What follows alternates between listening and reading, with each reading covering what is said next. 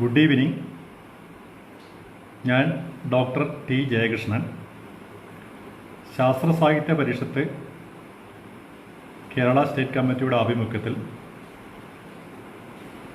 കഴിഞ്ഞ 1-2 ആഴ്ചയായി നടത്തിക്കൊണ്ടിരിക്കുന്ന കോവിഡ് ഡയലോഗിൻ്റെ ഭാഗമായിട്ടാണ് ഞാൻ ഇന്ന് ഇവിടെ സംസാരിക്കാൻ ഉദ്ദേശിക്കുന്നത്.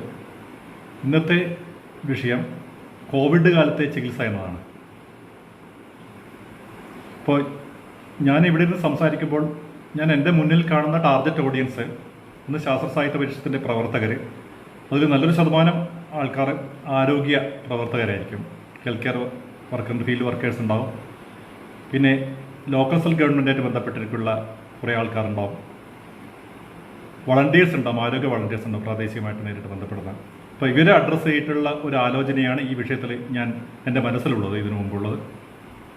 അപ്പോൾ കോവിഡ് കാലത്തെ ചികിത്സ എന്നുകൊണ്ട് ഞാൻ ഉദ്ദേശിക്കുന്നത് ഇപ്പോൾ ഈ ലോക്ക്ഡൗണിൻ്റെ കാലത്ത് ഇപ്പോൾ നമ്മൾ പറഞ്ഞു വരുന്ന കോവിഡ് കാലത്തെ ചികിത്സയല്ല. കോവിഡ് നമ്മളെ ബന്ധനസ്ഥനാക്കിയിരിക്കുകയാണ് ആകെ കൂടെ, നമ്മളനങ്ങാതെ ലോക്ക്ഡൗണിൽ. അപ്പോൾ ഈ ലോക്ക്ഡൗൺ കഴിഞ്ഞാലും കോവിഡ് നമ്മളുടെ കൂടെ തന്നെ ഉണ്ടാവും, കുറേ നാളുണ്ടാവും എന്നാണ് നമ്മൾ കരുതുന്നത്. ഒരു നിഴൽ പോലെ എങ്ങനെ കോവിഡിനെ ഇപ്പോൾ നമുക്ക് വല്ലാത്ത ഭാരമാണ്. ഇപ്പോൾ കോവിഡിനെ നമ്മുടെ ജീവിതത്തിൻ്റെ ഒരു ഭാഗമാക്കിയിട്ട് എങ്ങനെ നമുക്ക് അതിജീവിക്കാൻ പറ്റും എന്നുള്ളതിൻ്റെ ആ സമയത്തുണ്ടാകുന്ന നമ്മളുടെ കേരളീയരുടെ സിക്നസ് ബിഹേവിയർ അല്ലെങ്കിൽ ട്രീറ്റ്മെൻറ്റ് സീക്കിംഗ് ബിഹേവിയർ എന്നതിനെക്കുറിച്ചാണ് സംസാരിക്കാൻ ഉദ്ദേശിക്കുന്നത്. എന്തുകൊണ്ടാണ് ഈ വിഷയത്തിൻ്റെ പ്രസക്തി എന്ന് വെച്ചാൽ, നമ്മൾക്കറിയാം ഈ കോവിഡ് ഇപ്പോൾ ലോക്ക്ഡൗൺ ആയതോട് കൂടിയിട്ട് മിക്കവാറും കേരളത്തിൽ എന്ന ലോകത്തിൽ തന്നെ അധികം ആശുപത്രികളും ഫങ്ഷനിങ് അല്ലാതെ കിടക്കുകയാണ്. ഫങ്ഷനിങ് എന്ന് വെച്ചാൽ ഡോക്ടേഴ്സ് പോകുന്നുണ്ട്, ബാക്കി ചികിത്സയുണ്ട്, പക്ഷേ ആൾക്കാർ പേടിച്ചിട്ട് പോകുന്നില്ല. എന്തുകൊണ്ടാണ് പോകാത്തത് എന്ന് വെച്ചാൽ, നമ്മൾ കോവിഡിൻ്റെ കാര്യം പറഞ്ഞാൽ സാധാരണക്കാരെ സംബന്ധിച്ചിടത്തോളം, എല്ലാവരെയും സംബന്ധിച്ചിടത്തോളം രോഗികൾ വരുന്ന സ്ഥലമാണ് ഹോസ്പിറ്റൽ. അപ്പോൾ കോവിഡിൻ്റെ ഓരോ ഹോട്ട്സ്പോട്ടുകളാണ് ഓരോ ഹോസ്പിറ്റലും. അപ്പോൾ ആൾക്കാർ ഹോസ്പിറ്റലിൽ പോയാൽ അവിടെ രോഗികളുണ്ട്, രോഗം കിട്ടാൻ സാധ്യത ഉണ്ട് എന്ന സാധ്യത കണക്കാക്കിയിട്ട് പേടിച്ചിട്ട് അങ്ങോട്ടേക്ക് പോകുന്നില്ല. പിന്നെ സോഷ്യൽ ഡിസ്റ്റൻസിൻ്റെയും വാഹന സൗകര്യത്തിൻ്റെ കുറവുണ്ട്. അപ്പോൾ ആ ഒരു സമയത്ത് എന്താണ് ഉണ്ടാകുന്നത്? ഇപ്പോൾ പല ആളും പറയുന്നുണ്ട് ഈ സമയത്ത് തീരെ രോഗങ്ങൾ വളരെ കുറഞ്ഞു ഈ സമയത്ത്. പക്ഷെ നമ്മൾ നോക്കിയ ചരമകോളം എല്ലാ പേപ്പറിലും പത്രങ്ങളിലും നിറഞ്ഞു കിടക്കുന്നുണ്ട് പറഞ്ഞു. ഒരു കണക്കിന് നോക്കിയാൽ ചിലപ്പോൾ നമ്മുടെ പകർച്ചവ്യാധികൾ ഒരു പരിധി വരെ കുറഞ്ഞിട്ടുണ്ടാകാം, പക്ഷെ രോഗങ്ങൾ കുറഞ്ഞിട്ടുണ്ടാകും ഇല്ല. മറ്റു രോഗങ്ങൾ പലതും നമ്മൾ ഈ പേടി കൊണ്ട് പോകാത്തത് കൊണ്ട് പല അസുഖങ്ങളും അവരുടെ സ്ഥിതി വഷളാകാൻ സാധ്യതയുണ്ട്. സ്ഥിരം മരുന്ന് കഴിക്കുന്നവർ, ചെക്കപ്പുള്ളവർ കഴിച്ചിട്ടുണ്ടാവില്ല. അതുകൂടാതെ ചെറിയ പകർച്ചവ്യാധികൾ ഉണ്ടായത് നമ്മൾക്കറിയാം മറ്റുള്ളവർക്ക് പകർന്നിട്ടുണ്ടാകാം, പകരാനും സാധ്യതയുണ്ട് ചികിത്സ നേടാൻ പോകാത്തതുകൊണ്ട്.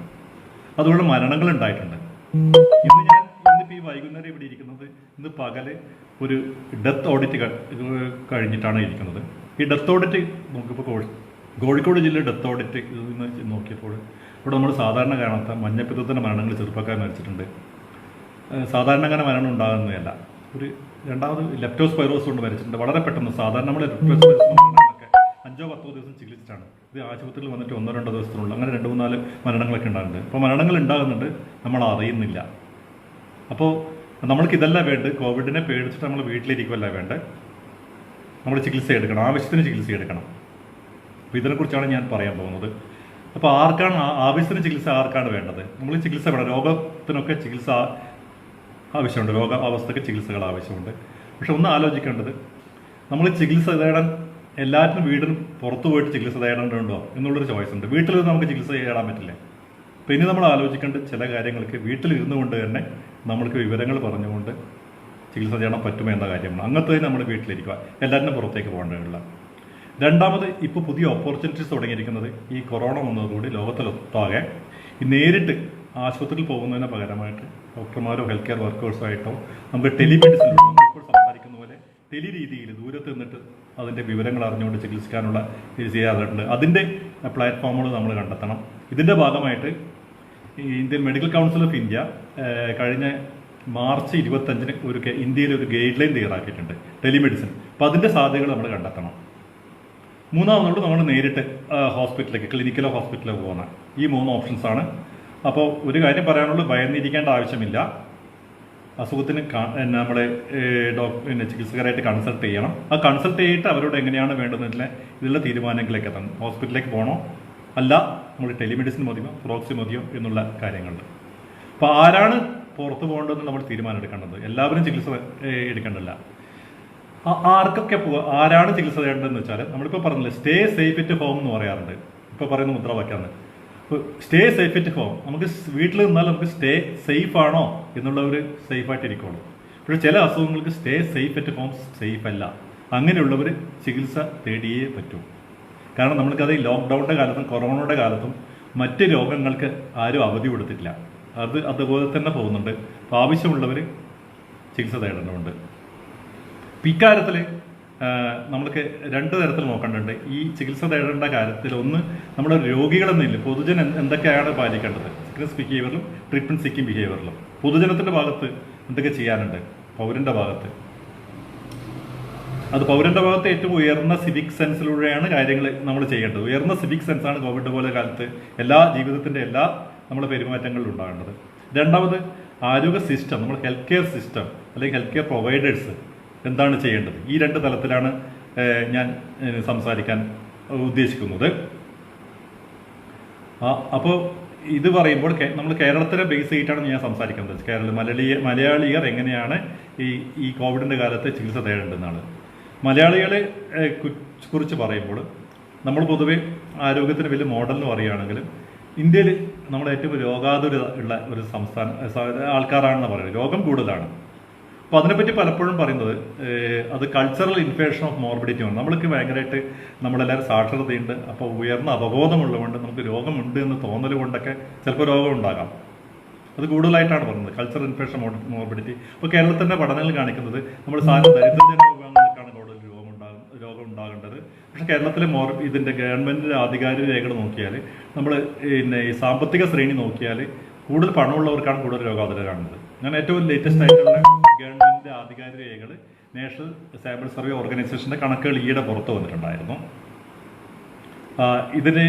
ഇത് പറയുന്നത് കേരളത്തിൽ നമ്മൾ രോഗാതുരത അളക്കുന്നത് നമ്മൾ നമ്മളോട് ഒരാളുടെ കഴിഞ്ഞ 2 ആഴ്ചക്കിടയിൽ ഒരാൾ OP രോഗത്തിന് വേണ്ടി എത്ര ആൾ കാണിച്ചു എന്ന് നോക്കിയപ്പോഴും കേരളത്തിൽ ഇന്ത്യൻ ശരാശരി നോക്കിയപ്പോൾ 75 പേർ 1075 പേർക്ക് രോഗാതുരം ഉണ്ടായിട്ടുള്ളൂ. കഴിഞ്ഞ 2 ആഴ്ചയുള്ള റീകോൾ നമ്മൾ ചോദിച്ചപ്പോൾ കേരളത്തിൽ 245 പേരാണ്. ഇപ്പോൾ 75നും 245 3 ഇരട്ടിയിലധികം വ്യത്യാസമുണ്ട്. ഇന്ത്യയിലെ ശരാശരി രോഗാതുരതയും കേരളത്തിലെ രോഗാതുരതയും നോക്കുമ്പോൾ 3.5 ഇരട്ടി വ്യത്യാസം രോഗാതുരം. അത് OPയുടെ കാര്യം കാണാമെന്ന് വിചാരിക്കുക.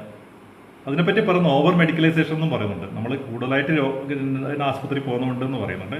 നമുക്കതിനെ ബാലൻസ് ചെയ്തിട്ടാണ് ഇപ്പോൾ വേണ്ടത്. ഇനി ആശുപത്രി കിടക്കുന്ന കാര്യങ്ങൾ നോക്കാം.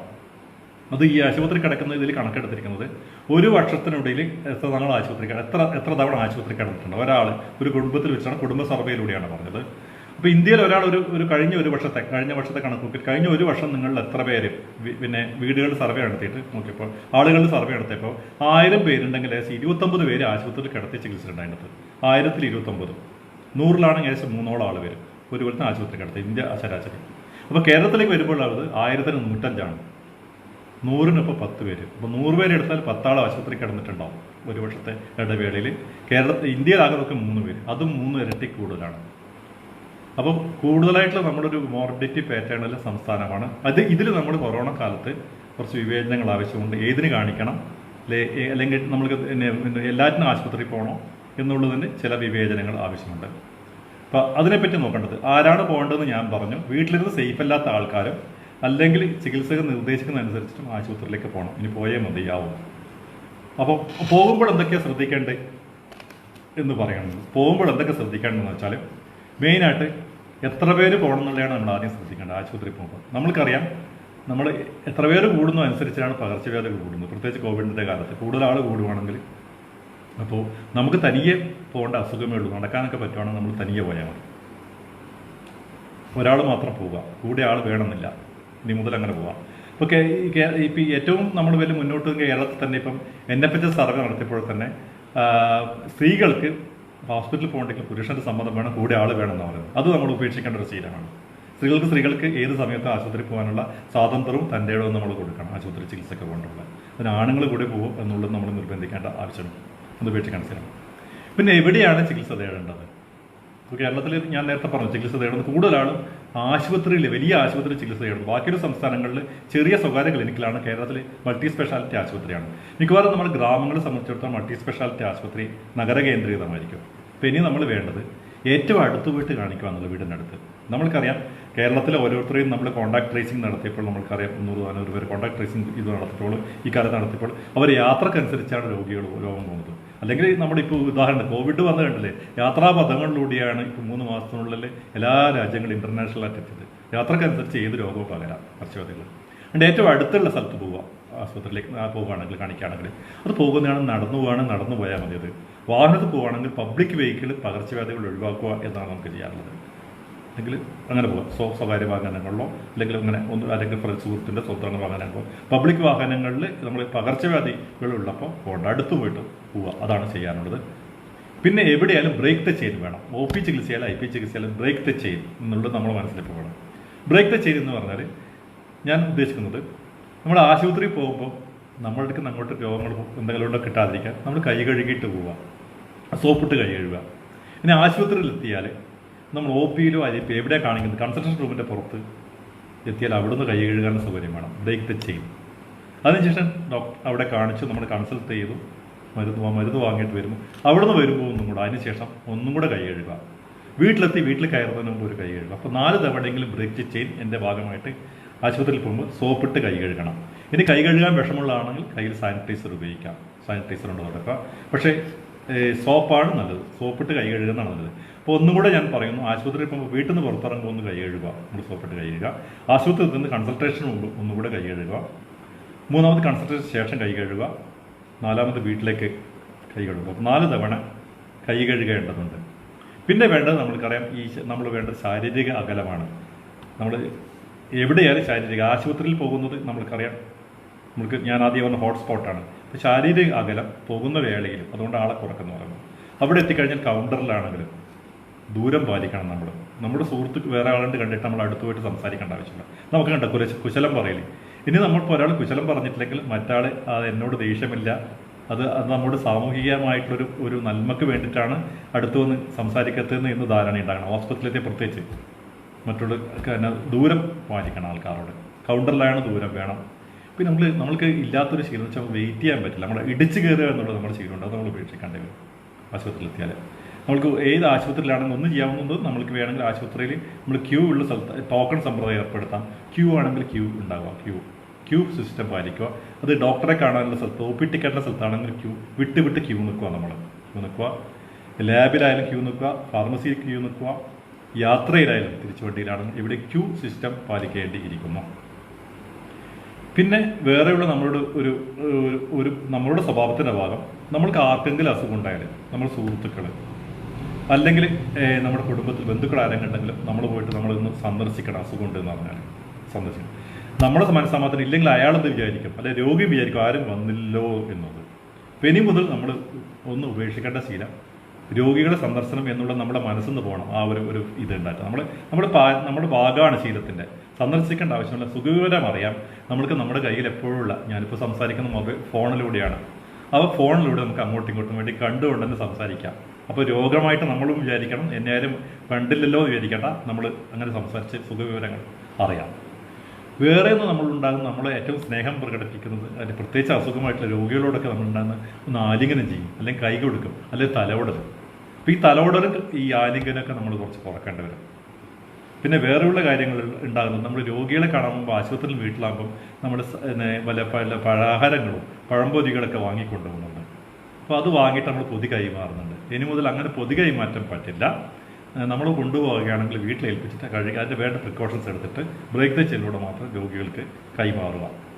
ഇങ്ങനെ ചില സന്ദർശനത്തിൻ്റെ കാര്യം ശ്രദ്ധിക്കേണ്ട. അതുപോലെ കൂട്ടമായി സന്ദർശിക്കാൻ പാടില്ല. പലപ്പോഴും ആശുപത്രിയിൽ നമ്മൾ കാണുന്നത് പല അസുഖങ്ങളും, നമ്മൾക്കറിയാം നിപ്പയുടെ ചരിത്രം അറിയാം, പലപ്പോഴും ഉണ്ടാകുന്ന സന്ദർശനം കൂട്ടമായിട്ട് വൈകുന്നേരങ്ങൾ ഒരുതരം വിനോദയാത്രയ്ക്ക് പോകുന്ന പോലെ, അല്ലെങ്കിൽ ബീച്ചിനിപ്പോൾ നമ്മൾ പിക്നിക്കിലൊക്കെ അല്ലെങ്കിൽ നമ്മൾ പാർക്കിലൊക്കെ പോകുന്ന പോലെ ഒന്നിച്ച് പോയിട്ടുണ്ട്. അങ്ങനെ രോഗികളുടെ സന്ദർശനം ഒഴിവാക്കണം.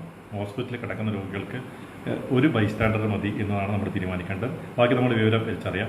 രോഗിയും ഒരുപോലെ മാനസിക അതുപോലെ അവരോട് അഡ്ജസ്റ്റ് ചെയ്യണം. ബാക്കിയുള്ളവരും അതിനുള്ള ഇത് ചെയ്യേണ്ടി വരും. ഹോസ്പിറ്റലിലെ. പിന്നെ അത് കിടക്കയിലിരിക്കുക, നമ്മൾ പോയി കഴിഞ്ഞാൽ രോഗിയുടെ കൂടെ കിടക്കയിലിരിക്കുന്ന ശീലങ്ങളുണ്ടല്ല, രോഗാവസ്ഥയിൽ കിടക്കയിലിരിക്കാൻ പാടില്ല, മാറിയിരിക്കുക. പിന്നെ വേറെ ഒന്ന് പ്രത്യേകിച്ച് നമ്മൾ റിവേഴ്സ് ഐസൊലേഷനെ കുറിച്ച് പറയുന്നത് എല്ലാ സ്ഥലത്തും നമ്മൾ പാലിക്കേണ്ട ഒരു കാര്യമാണ് റിവേഴ്സ് ഐസൊലേഷൻ. ആശുപത്രി പോവുകയാണെങ്കിൽ ചെറുപ്പക്കാർ പോവുക, കൂടെ പ്രായമുള്ളവർ പോകണ്ട. അതിൽ മറ്റ് അസുഖങ്ങളുള്ളവർ ആശുപത്രിയിൽ അവരുടെ ആവശ്യത്തിന് പോവുക, അല്ലാതെ കൂട്ടിരിപ്പ് അല്ലെങ്കിൽ എന്നെ ഹെൽപ്പിനായിട്ട് പോകേണ്ട ആവശ്യമില്ല. പിന്നെ വേറെ ഒന്ന് നമ്മുടെ നാട്ടിൽ നമ്മൾ 3 ജനറേഷൻ ഫാമിലീസാണ് അധികം ഉള്ളത്. ഈ ഇവരെടുക്കുക ചെറിയ കുട്ടികൾക്കൊക്കെ അസുഖമായാൽ സാധാരണ ഗ്രാൻഡ് ആൾക്കാരാണ് മുത്തശ്ശി കഥകളൊക്കെ പറഞ്ഞിട്ട് കൂടെ കിടക്കുന്ന സ്വഭാവമുണ്ട് പനിയൊക്കെ ആയാലും. അപ്പോൾ ആ ഒരു നമ്മളോട് സിക്നസ് ബിഹേവിയർ നമ്മൾ മാറ്റേണ്ടി വരും. പ്രായമുള്ളവരെ വീട്ടിലാർക്കെങ്കിലും പകർച്ചവ്യാധികൾ പനിയോ ലക്ഷണം നമ്മൾ മാറ്റി നിർത്തേണ്ടി വരും. പിന്നെ നമ്മൾ പാലിക്കേണ്ടത് പൊതുവെ ഈ കോവിഡ് കാലത്ത് പാലിക്കേണ്ടത്, കോവിഡ് എപ്പോഴും പാലിക്കേണ്ടത് നമ്മുടെ കഫ് എറ്റിക്വറ്റ് എന്ന് പറയും. ചുമക്കുള്ള ചില മര്യാദകളുണ്ട് ശുചിത്വം ചുമക്കുമ്പോഴുള്ള. അതിപ്പോൾ ഞാൻ കൂടുതൽ വിശദീകരിക്കുന്ന പലരും പറഞ്ഞു കേട്ടിട്ടുണ്ടാകും. അത് പാലിക്കണം. മാസ്ക് പൊതു സ്ഥലത്ത് തുപ്പാൻ പാടില്ല. പിന്നെ പറയുന്നത് എനിക്കൊന്ന് ഇപ്പോഴത്തെ നമ്മുടെ നിലവിലുള്ള പോളിസി പ്രകാരം കേന്ദ്ര സർക്കാരിൻ്റെയും കേരള സർക്കാരിൻ്റെയും പോളിസി പ്രകാരം ഇന്ന് മാസ്കുകൾ എപ്പോഴും ഉപയോഗിക്കേണ്ടി വരും. ആശുപത്രി പോകുമ്പോൾ ഇപ്പോൾ പ്രത്യേകത മാസ്ക് ഉപയോഗിക്കുന്നതിനെ കുറിച്ച് ഞാൻ പ്രത്യേകം പറയേണ്ട ആവശ്യമില്ലല്ലോ. മാസ്ക് ഉപയോഗിക്കാം. പ്രത്യേകിച്ച് അസുഖമുള്ളവർ, ജലദോഷം അതുപോലെയുള്ള റെസ്പിറേറ്ററി സിംറ്റംസ് ഉള്ളവർ തീർച്ചയായിട്ടും ഉപയോഗിക്കണം. മാസ്ക് ഉപയോഗിക്കുമ്പോൾ ശ്രദ്ധിക്കേണ്ട കാര്യങ്ങൾ ഞാൻ ഉണ്ടാകുന്ന പറയുന്നില്ല, അതെല്ലാവരും മനസ്സിലാക്കി ഇരിക്കുക എന്നുള്ളതാണ്. കാരണം മാസ്ക് ഉപയോഗിച്ച് ശരിയായ വിധത്തിൽ ഉപയോഗിച്ചിട്ടില്ലെങ്കിൽ അത് തിരിച്ച് നമുക്ക് അടിക്കാവുന്ന ഒരു പാമ്പായി മാറാം, തിരിച്ചിങ്ങോട്ട് അസുഖം തരാം. അപ്പോൾ അതിനുള്ള ശ്രദ്ധിക്കൽ ഉണ്ടായിരിക്കണം. പിന്നെ നമ്മൾ സെൽഫ് ക്വാറന്റൈൻ, നമ്മൾ സെൽഫ് മോണിറ്ററിങ്, സെൽഫ് ക്വാറന്റൈൻ ഇല്ല. നമുക്ക് അസുഖം ഉണ്ടെങ്കിൽ, പ്രമേഹ രോഗിയാണെങ്കിലും പ്രഷറിൻ്റെ രോഗിയാണെങ്കിലും നമുക്ക് സെൽഫ് മോണിറ്റർ ചെയ്യാനുള്ള കഴിവുണ്ടായിരിക്കണം. സെൽഫ് നമുക്ക് വേണമെങ്കിൽ പറ്റുവാണെങ്കിൽ BPFRS വീട് നോക്കാം, അല്ലെങ്കിൽ വീട് ബന്ധുക്കളെ കൊണ്ട് നോക്കിക്കാം, അല്ലെങ്കിൽ ഹെൽത്ത് വർക്കേഴ്സിനെ കൊണ്ട് നോക്കിക്കാം. ഷുഗർ നോക്കുക, മാസത്തിലുള്ള സ്വന്തം നോക്കാനുള്ള ഗ്ലൂക്കോമീറ്റർ, അങ്ങനെയൊക്കെ പോയിട്ട് ആശുപത്രിയിൽ പോകുന്നത് ഒരു പരിധിവരെ ഒഴിവാക്കാം. നമുക്ക് വിളിച്ച് പറഞ്ഞിട്ട് ടെലിമെഡിസിനിലൂടെയൊക്കെ ചോദിച്ച് കാര്യങ്ങൾ മുമ്പോട്ട് പോകാം. ടെമ്പറേച്ചർ പോലും പനിയുടെ നമുക്ക് തെർമോമീറ്റർ വാങ്ങി വെക്കുന്നത് നല്ലതാണ്. അപ്പോൾ ഇങ്ങനെ കുറേ കാര്യങ്ങൾ നമ്മൾ ചെയ്യേണ്ടിയിരിക്കുന്നു. പിന്നെ ചെയ്യേണ്ട ഏറ്റവും പ്രധാനപ്പെട്ട കാര്യം, നമ്മൾക്ക് വല്ല പനിയോ ജലദോഷമോ എന്തെങ്കിലും അതുപോലുള്ള അസുഖങ്ങളുണ്ടെങ്കിൽ നമ്മൾ വീട്ടിൽ വോളണ്ടറി ക്വാറന്റൈൻ എടുക്കുക എന്നുള്ളതാണ്. നമ്മൾ ജോലിക്ക് പോകണ്ട. നമ്മുടെ കുട്ടികൾക്ക് അസുഖം ഉണ്ടെങ്കിൽ നമ്മൾ സ്കൂളുകളിലേക്കോ അല്ലെങ്കിൽ വർക്കിംഗ് പ്ലേസിൽ പോകേണ്ടതല്ല, പോകാതിരിക്കുക. ഇതൊക്കെയാണ് നമ്മൾക്ക് പൊതുവിൽ നമ്മുടെ സിക്നസ് ബിഹേവിയറിൽ വരേണ്ട മാറ്റങ്ങൾ. ആവശ്യത്തിന് മാത്രം ആശുപത്രിയിലോ ക്ലിനിക്കിലോ അടുത്തു പോവുക, കൂടുതൽ ആൾക്കാർ പോകേണ്ട ആവശ്യമില്ല. ഇനി ഞാൻ പറയാൻ ഉദ്ദേശിക്കുന്നത്, ഹോസ്പിറ്റൽ അല്ലെങ്കിൽ പ്രൊവൈഡേഴ്സ്, ഹെൽത്ത് കെയർ അല്ലെങ്കിൽ കൊടുക്കുന്ന ആൾക്കാർ, ചികിത്സ കൊടുക്കുന്ന ആൾക്കാർ എന്തൊക്കെ പാലിക്കണം എന്നുള്ളതാണ്. കാരണം നമുക്ക് ചുമരില്ലാതെ നമുക്ക് ചിത്രം ഉണ്ടാവില്ല. ഇപ്പോൾ തന്നെ കേരളത്തിലെ കുറേ ആരോഗ്യ പ്രവർത്തകർ, ഹോസ്പിറ്റലും പുറത്തുമുള്ള ആരോഗ്യ പ്രവർത്തകർ കോവിഡ് ബാധയിൽ ടെസ്റ്റ് റിസൾട്ട് ഇന്ന് കാത്തൊക്കെ നിൽക്കുന്നുണ്ട്. അപ്പോൾ ആരോഗ്യ പ്രവർത്തകർ എപ്പോഴും ഫീൽഡിലായാലും ആശുപത്രിയിലായാലും ആരോഗ്യം സ്വന്തം സുരക്ഷ നോക്കേണ്ട ആവശ്യമുണ്ട്. അതിനാവശ്യമുള്ള PPE കിറ്റുകൾ, മാസ്ക് ആണോ, ഗ്ലൗസ് ആണോ, സോപ്പാണോ, ഇങ്ങനത്തെ കാര്യങ്ങളെല്ലാം, വെള്ളമാണോ, ഇതൊക്കെ കരുതി വെക്കാനുള്ള ശ്രമങ്ങൾ ഉണ്ടായിരിക്കണം, നമ്മൾ ആദ്യം തന്നെ ഉണ്ടായിരിക്കണം. പിന്നെ ഞാൻ ഉദ്ദേശിക്കുന്നത് ഇവിടെ പറഞ്ഞ കോവിഡ് കാലത്തെ ചികിത്സ എന്നുള്ളത് കോവിഡ് കെയറിനേക്കാളും കുറേ ചികിത്സകൾ നമുക്ക് നോൺ കോവിഡ് സെക്ഷനിലുണ്ട്. അത് കേന്ദ്ര ഗവൺമെൻറ് അതിന് ആരോഗ്യവകുപ്പ്, കേന്ദ്ര ആരോഗ്യവകുപ്പ്, ഭാരതീയ ആരോഗ്യവകുപ്പ് ഇത് നോൺ എസൻഷ്യൽ കെയർ കൊടുക്കുന്നതിനെ പറ്റിയിട്ടും ഒരു ഇതുണ്ടാക്കിയിട്ടുണ്ട്, ഒരു ഗൈഡ് ലൈൻ ഉണ്ടാക്കിയിട്ടുണ്ടായിരുന്നു. 10-20ഓളം പേജുള്ളൊരു ഗൈഡ് ലൈൻ ഉണ്ട്. നോൺ എസൻഷ്യൽ കെയർ എന്തൊക്കെയാണ്? കോവിഡ് കെയർ പോലത്തെ നോൺ കോവിഡ് കെയറും നമ്മൾ ശ്രദ്ധിക്കണം. അതാണല്ലോ കൂടുതൽ ഭൂരിപക്ഷത്തിനുള്ളത്. അത് രണ്ടായിട്ട് കാണണം. ഒരു ഹോസ്പിറ്റലിൽ തന്നെ 2 കെയർ കൊടുക്കുകയാണെങ്കിൽ 2 സ്ട്രീമിലൂടെ തന്നെ നടത്തേണ്ടി വരും. മറ്റേത് പകരുന്നോട്ട് പകരാത്ത വിധത്തിൽ. അപ്പോൾ നോൺ കോവിഡ് കെയറിൽ പ്രധാനമായിട്ടുള്ള ഹെഡിങ് പറയുന്നത്, വേണ്ട കാര്യങ്ങൾ പറയുന്നത്, ചില എസൻഷ്യൽ കെയർ ഉണ്ട്. എസൻഷ്യൽ കെയർ നമുക്ക് എന്താണെന്ന് അറിയാം. നമുക്ക് സാധാരണ ഉണ്ടാകുന്ന ജീവിതശൈലി രോഗങ്ങളുടെ ചികിത്സകൾ മുടങ്ങാൻ പാടില്ലാത്ത, നമ്മുടെ പ്രമേഹത്തിൻ്റെ ചികിത്സ, പ്രഷറിൻ്റെ ചികിത്സ, ക്യാൻസർ രോഗികൾ, അതുപോലെ തന്നെ കൊഴുപ്പ്, അങ്ങനെയുള്ള ചികിത്സകൾ വേണം. പിന്നെ വേണ്ടത് ചില ആൾക്കാർക്ക്, ചില റിസ്ക് ഗ്രൂപ്പിലാണ് ഒന്ന്, ഓൾഡ് ഏജിലുള്ള ആൾക്കാർ, കിടപ്പിലായിട്ടുള്ള ആൾക്കാർ, പാലിയേറ്റീവ് കെയറുള്ള ആൾക്കാർ, അവർക്ക് പ്രത്യേക ചികിത്സ ആവശ്യമുണ്ട്. ഡയാലിസിസ് രോഗികൾക്ക് വേണ്ട ആവശ്യമുണ്ട്. അതുകൂടാതെ ചില പ്രത്യേക ഏജ് ഗ്രൂപ്പ്, കുട്ടികൾക്ക് പ്രത്യേക ചികിത്സയുണ്ട്, ഇമ്മ്യൂണൈസേഷൻ ചികിത്സയുണ്ട്. അതിൻ്റെ വിശദാംശങ്ങളിലേക്ക് പോകും. സ്ത്രീകളുടെ ചികിത്സ, ഗർഭകാലത്തുള്ള ചികിത്സ, അതുകൂടാതെ എമർജൻസി ചികിത്സ, മറ്റ് പകർച്ചവ്യാധികളുടെ ചികിത്സ, സ്ഥിരം മരുന്ന് കഴിക്കുന്ന TB, HIV പോലുള്ള രോഗികളുടെ ചികിത്സ, ഇതും നമ്മൾ നടത്താനുള്ള ഒരു എങ്ങനെ പോകണം എന്നുള്ളതിനെ കുറിച്ചിട്ട് നമ്മൾക്ക് ഇപ്പോഴേ ഒരു ധാരണ ഉണ്ടാക്കിയിട്ട്, അതിൻ്റെ അവബോധം ഉണ്ടാക്കിയിട്ട് അത് നമ്മുടെ ജീവിതത്തിൻ്റെ ഭാഗമാക്കണം. അതിലേക്ക് പോകേണ്ടത് മുമ്പ് നമ്മൾ ക്ലിനിക്കിലും ആശുപത്രിയിലും എന്താണ് ചെയ്യേണ്ടത് എന്നുള്ളതിൻ്റെ എൻ്റെ മനസ്സിലുള്ള ചില കാര്യങ്ങൾ നിങ്ങളുമായിട്ട് പങ്കുവെക്കാം. ഒന്ന്, നമ്മൾ ട്രയേജ് എന്ന് കേട്ടിട്ടുണ്ട്. ഇപ്പോൾ നമ്മൾ കേൾക്കുന്ന ട്രയേജ് ആണ്. നമ്മളിപ്പോഴും രോഗികളിപ്പം എവിടെ വന്നാൽ അത് പനിയാണോ അല്ല മുറിവാണെങ്കിൽ എന്താണ് പ്രത്യേക ചികിത്സ കൊടുക്കണം, പ്രത്യേകം മുറിഞ്ഞ് രക്തം വലിക്കുന്നതൊക്കെ, അല്ലെങ്കിൽ അത് കാത്തിരിക്കുക, അങ്ങനെ രോഗിയെ ക്ലാസിഫൈ ചെയ്യണം. അപ്പോൾ നമ്മൾക്ക് ഇനി മുതൽ നമ്മൾ ആശുപത്രിയുടെ അകത്തുനിന്ന് ട്രയേജ് നടത്തിയ കാര്യമില്ല.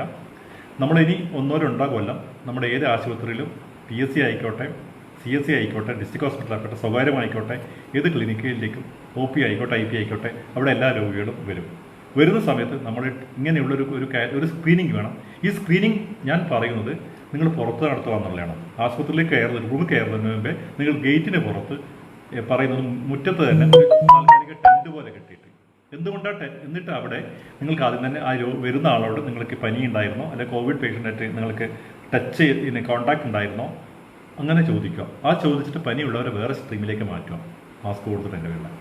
അത് എന്തുകൊണ്ടാണ് നമ്മൾ എൻട്രൻസിൽ വരാമെന്ന് വെച്ചാൽ എൻട്രൻസ് തന്നെ വെക്കുമ്പോൾ നമുക്ക് സ്ക്രീൻ ചെയ്യാം, അവർ വേറെ വിധത്തിലേക്ക് മാറ്റിവിടാം, മറ്റു ഭാഗത്തേക്ക് അതിനുള്ള ചികിത്സാ ഭാഗത്തേക്ക് മാറ്റിവിടാം, അല്ലെങ്കിൽ ഫീവർ ക്ലിനിക്കിലേക്ക് മാറ്റിവിടാം പനിയുള്ളവരെ, ഇങ്ങോട്ട് പകരണ്ട.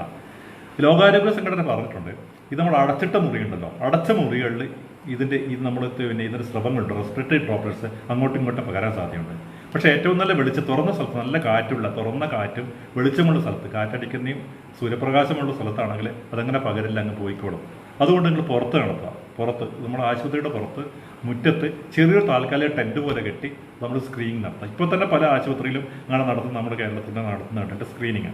പുറത്ത് ട്രയേജ് നടത്തുക, വരുന്ന രോഗികളെ ക്ലാസിഫൈ ചെയ്യുക, പനിയുണ്ടോ അല്ലെങ്കിൽ ഇതിൻ്റെ ഹിസ്റ്ററി ഉണ്ടോ, കോൺടാക്ട് ഹിസ്റ്ററി ഉണ്ടോ, അങ്ങനെയാണെങ്കിൽ സംശയിച്ചിട്ട് മാസ്ക് കൊടുത്ത് വിടാം, മറ്റുള്ളവർ മറ്റേ ചാനലിലേക്കും വിടാം അതിനകത്ത്. പിന്നെ സാധാരണ നമ്മൾ മുമ്പ് നടത്തുന്ന ഇപ്പോൾ പല നമ്മുടെ ഗവൺമെൻറ് സെറ്റപ്പിലൊക്കെ കഫ് കോർണേഴ്സ് ഉണ്ട്. അപ്പോൾ അതിനടുത്ത് തന്നെ കഫ് കോർണർ പോലെ ഇത് വേണം, അവിടെ നമുക്ക് അവിടെ നമ്മൾ മാസ്ക് കൊടുക്കാനുള്ള സൗകര്യങ്ങൾ വേണം. അതുകൂടാതെ ഞാൻ നേരത്തെ പറഞ്ഞല്ലോ, ആശുപത്രിയിൽ വരുന്ന ഓരോരുത്തരും കൈ കഴുകണമെന്ന്, നമ്മൾ ബ്രേക്ക് ദ ചെയിൻ. അപ്പോൾ എല്ലാ ആശുപത്രിയിലും നിർബന്ധമായിട്ട് PSC ആണെങ്കിലും CSC ആണെങ്കിലും ഡിസ്ട്രിക്ട് ഹോസ്പിറ്റലാണോ സ്വകാര്യ ക്ലിനിക്കുകളിലൊക്കെ ഒരു ഹാൻഡ് വാഷിംഗ് കോർണർ വേണം. രോഗി വരുമ്പോഴും വന്നിട്ട് കൺസൾട്ട് ചെയ്യുന്നതിന് മുമ്പും തിരിച്ചു പോകുമ്പോൾ കൈ കഴുകിയിട്ട് അവിടെ നിന്ന് പോകണം. അതിന് സോപ്പ് വേണം, അതിനുള്ള ഇൻസ്ട്രക്ഷൻസ് അവിടെ എഴുതിയിരിക്കണം. കൃത്യമായിട്ട് വാഷ് ബേസിൻ്റെ സ്ഥലത്ത് രോഗികൾക്ക് ഉപയോഗിക്കുന്ന വെള്ളം ഉണ്ടായിരിക്കണം, സോപ്പ് ഉണ്ടായിരിക്കണം. സോപ്പിനേക്കാളും നല്ലത് അവിടെ ലിക്വിഡ് ആയിരിക്കും, കാരണം ലിക്വിഡാണ് നമ്മുടെ കയ്യിൽ ഡ്രോപ്പ് ചെയ്ത് കിട്ടും. ഓരോരുത്തരും തൊട്ടിട്ട് അത് കോണ്ടാക്ട് ഉണ്ടാക്കേണ്ട ആവശ്യമില്ല. പിന്നെ നമ്മൾ ആദ്യം പോകുന്നത് രജിസ്ട്രേഷൻ കൗണ്ടറിലാണ്. രജിസ്ട്രേഷൻ കൗണ്ടറിൽ നമ്മളിപ്പോൾ ഇരിക്കുന്ന ഹെൽത്ത് കെയർ വർക്കേഴ്സ് എല്ലാവരും ഡിസ്റ്റൻസ് ഉണ്ടാകുമ്പോൾ ചിലപ്പോൾ എങ്ങനെയായാലും ചിലപ്പോൾ രോഗികളിൽ നിന്ന് അങ്ങോട്ട് നമുക്ക് മുന്നിലൊക്കെ തെറിക്കാൻ സാധ്യതയുണ്ട്. അതുകൊണ്ട് അവിടെ നമ്മൾ കൗണ്ടറിൽ ഒരു സ്ക്രീൻ ഉണ്ടാക്കുക, എക്രിലിക്കോ അല്ലെങ്കിൽ ട്രാൻസ്പെറൻ്റ് ആയിട്ട് ഒരു വിൻഡോ ചെറിയതുണ്ടായിട്ട് സ്ക്രീൻ ഉണ്ടാക്കുക. ഫാർമസിയിൽ വേണം, ലാബിലും സ്ക്രീൻ ഉണ്ടാക്കി വെക്കാം. പിന്നെ മേശയ്ക്ക് അതിലുള്ള കൗണ്ടറിന് കുറച്ച് ഡിസ്റ്റൻസ് ഉണ്ടാക്കാം, അവിടെ വേണ്ടി അടയാളപ്പെടുത്തി വെക്കാം, കുറച്ച് ദൂരത്ത് നിന്ന് സംസാരിക്കാൻ വേണ്ടിയിട്ട്. പിന്നെ എവിടെയും ഓവർ ക്രൗഡിങ് ഉണ്ടാകാൻ പാടില്ല. ഞാൻ പറഞ്ഞു, നമ്മുടെ ശീലമാണ്, നമ്മൾ എവിടെയും ക്യൂ പാലിക്കില്ല. നമ്മൾ റെസ്റ്റോറൻറ്റിൽ പൈസ കൊടുത്താലും അല്ലെങ്കിൽ ഷോപ്പിംഗ് മാളിൽ പോയിട്ട് പൈസ കൊടുത്താലും എവിടെ ടിക്കറ്റിന് നിൽക്കുമ്പോഴും ബസ്സിൽ കയറുമ്പോഴും നമ്മൾ ഇടിച്ച് കയറണം. അപ്പോൾ ഓവർ ക്രൗഡിങ് നമ്മൾ ഒഴിവാക്കണം. ക്യൂ എന്നുള്ള മനസ്സിലുണ്ടായിരിക്കണം. നമുക്ക് അതിന് വേണമെങ്കിൽ ടോക്കൺ സമ്പ്രദായം എല്ലാ സ്ഥലത്തും കൃത്യമായിട്ട് ഉണ്ടാക്കാം. ടോക്കൺ എന്ന് വെച്ചാൽ അവിടെ പോയിട്ട് എടുക്കേണ്ട ആവശ്യമില്ല, നമുക്ക് ആപ്പോ എന്തെങ്കിലും ഫോണിനോട് വിളിച്ചൊരു ടോക്കൺ ഉണ്ടാക്കാം. പിന്നെ അതുപോലെ തന്നെ അഡ്വാൻസ് ആയിട്ട് നമുക്ക് ടൈം പറയാൻ വേണമെങ്കിൽ, ഇപ്പോൾ നമ്മൾ പോകുന്ന ഹോസ്പിറ്റലിലേക്ക് രാവിലെ PSC 9 മണിക്ക് തുടങ്ങണം, എല്ലാവരും 9 മണിക്ക് പോവാണ്. നമ്മൾക്ക് ഇനി മുതൽ അഡ്വാൻസ് ബുക്ക് ചെയ്തിട്ട് നിങ്ങൾ 10 മണിക്ക് വരും, അടുത്ത ആൾ 11 മണിക്ക് വരും, 1 മണിക്ക് വരും. അങ്ങനെയാണെങ്കിൽ നമുക്ക് ഇങ്ങനെ ആൾക്കാർ തമ്മിലുള്ള സോഷ്യൽ ഡിസ്റ്റൻസിങ്, ഈ ശാരീരിക അകലം പാലിക്കാൻ പറ്റും, ഇങ്ങനെ കോൺടാക്ട് ഉണ്ടാവില്ല. അപ്പോൾ അഡ്വാൻസ് ബുക്കിംഗ് നടക്കാൻ പറ്റും, ഓൺലൈനായിട്ട് നടത്താൻ പറ്റും. അതുകൂടാതെ നമുക്ക് പറ്റുമെങ്കിൽ നമ്മുടെ CSCകളിലൊക്കെ നമ്മുടെ ആശുപത്രികളിൽ 1, 2, 3 എന്നുള്ള ക്യൂ നിൽക്കാനുള്ള അവിടെ വരച്ച് വെക്കാം, ദൂരം കൃത്യമായിട്ട് 1 മീറ്റർ അകലത്തിൽ സ്പേസ്, അങ്ങനെ സ്പേസ് ഉണ്ടാക്കി വെക്കാം. അതുപോലെ തന്നെ നമ്മൾ വെയിറ്റ് ചെയ്യുന്ന സ്ഥലമുണ്ടല്ലോ, നമ്മളിപ്പോൾ വെയിറ്റ് ചെയ്യുന്ന സ്ഥലത്ത് പല സ്ഥലത്തും കസേരകൾ അടുത്താണുള്ളത്, നമ്മൾ അങ്ങോട്ടും ഇങ്ങോട്ടും ഫേസ് ചെയ്തിട്ടാണ് ഇരിക്കുന്നത്. അപ്പോൾ ഞാനിവിടുന്ന് എനിക്ക് ചുമയുണ്ടാകുമ്പോൾ ഞാൻ തുമ്മുമ്പോഴോ ഇതുമ്പോഴോ അപ്പോൾ ഓപ്പോസിറ്റ് വരാം. അതിന് പകരം നമ്മുടെ സീറ്റുകൾ ബാക്ക് ടു ബാക്ക് ആയിട്ട് ഇടണം. ആശുപത്രിയിലെ രോഗികൾ വെയിറ്റ് ചെയ്യുന്ന സ്ഥലത്ത് അവർക്ക് ഫേസ് ടു ഫേസ് ഉണ്ടാകാൻ പാടില്ല, സീറ്റുകൾ ബാക്ക് ടു ബാക്ക് ആയിട്ട് വെയിറ്റിംഗ് പ്ലേസിൽ അറേഞ്ച് ചെയ്തിരിക്കണം. അത് ഡിസ്റ്റൻസ് ഉണ്ടായിരിക്കണം, അങ്ങനെ അറേഞ്ച് ചെയ്യാവുന്നതാണ്. പിന്നെ ടോക്കണിൻ്റെ കാര്യം പറഞ്ഞു, നമുക്ക് ഇലക്ട്രോണിക് ടോക്കൺ ഉണ്ടല്ലോ, അത് പ്രകാരം വന്നാൽ മതി, ക്യൂ ഉണ്ടാകാം.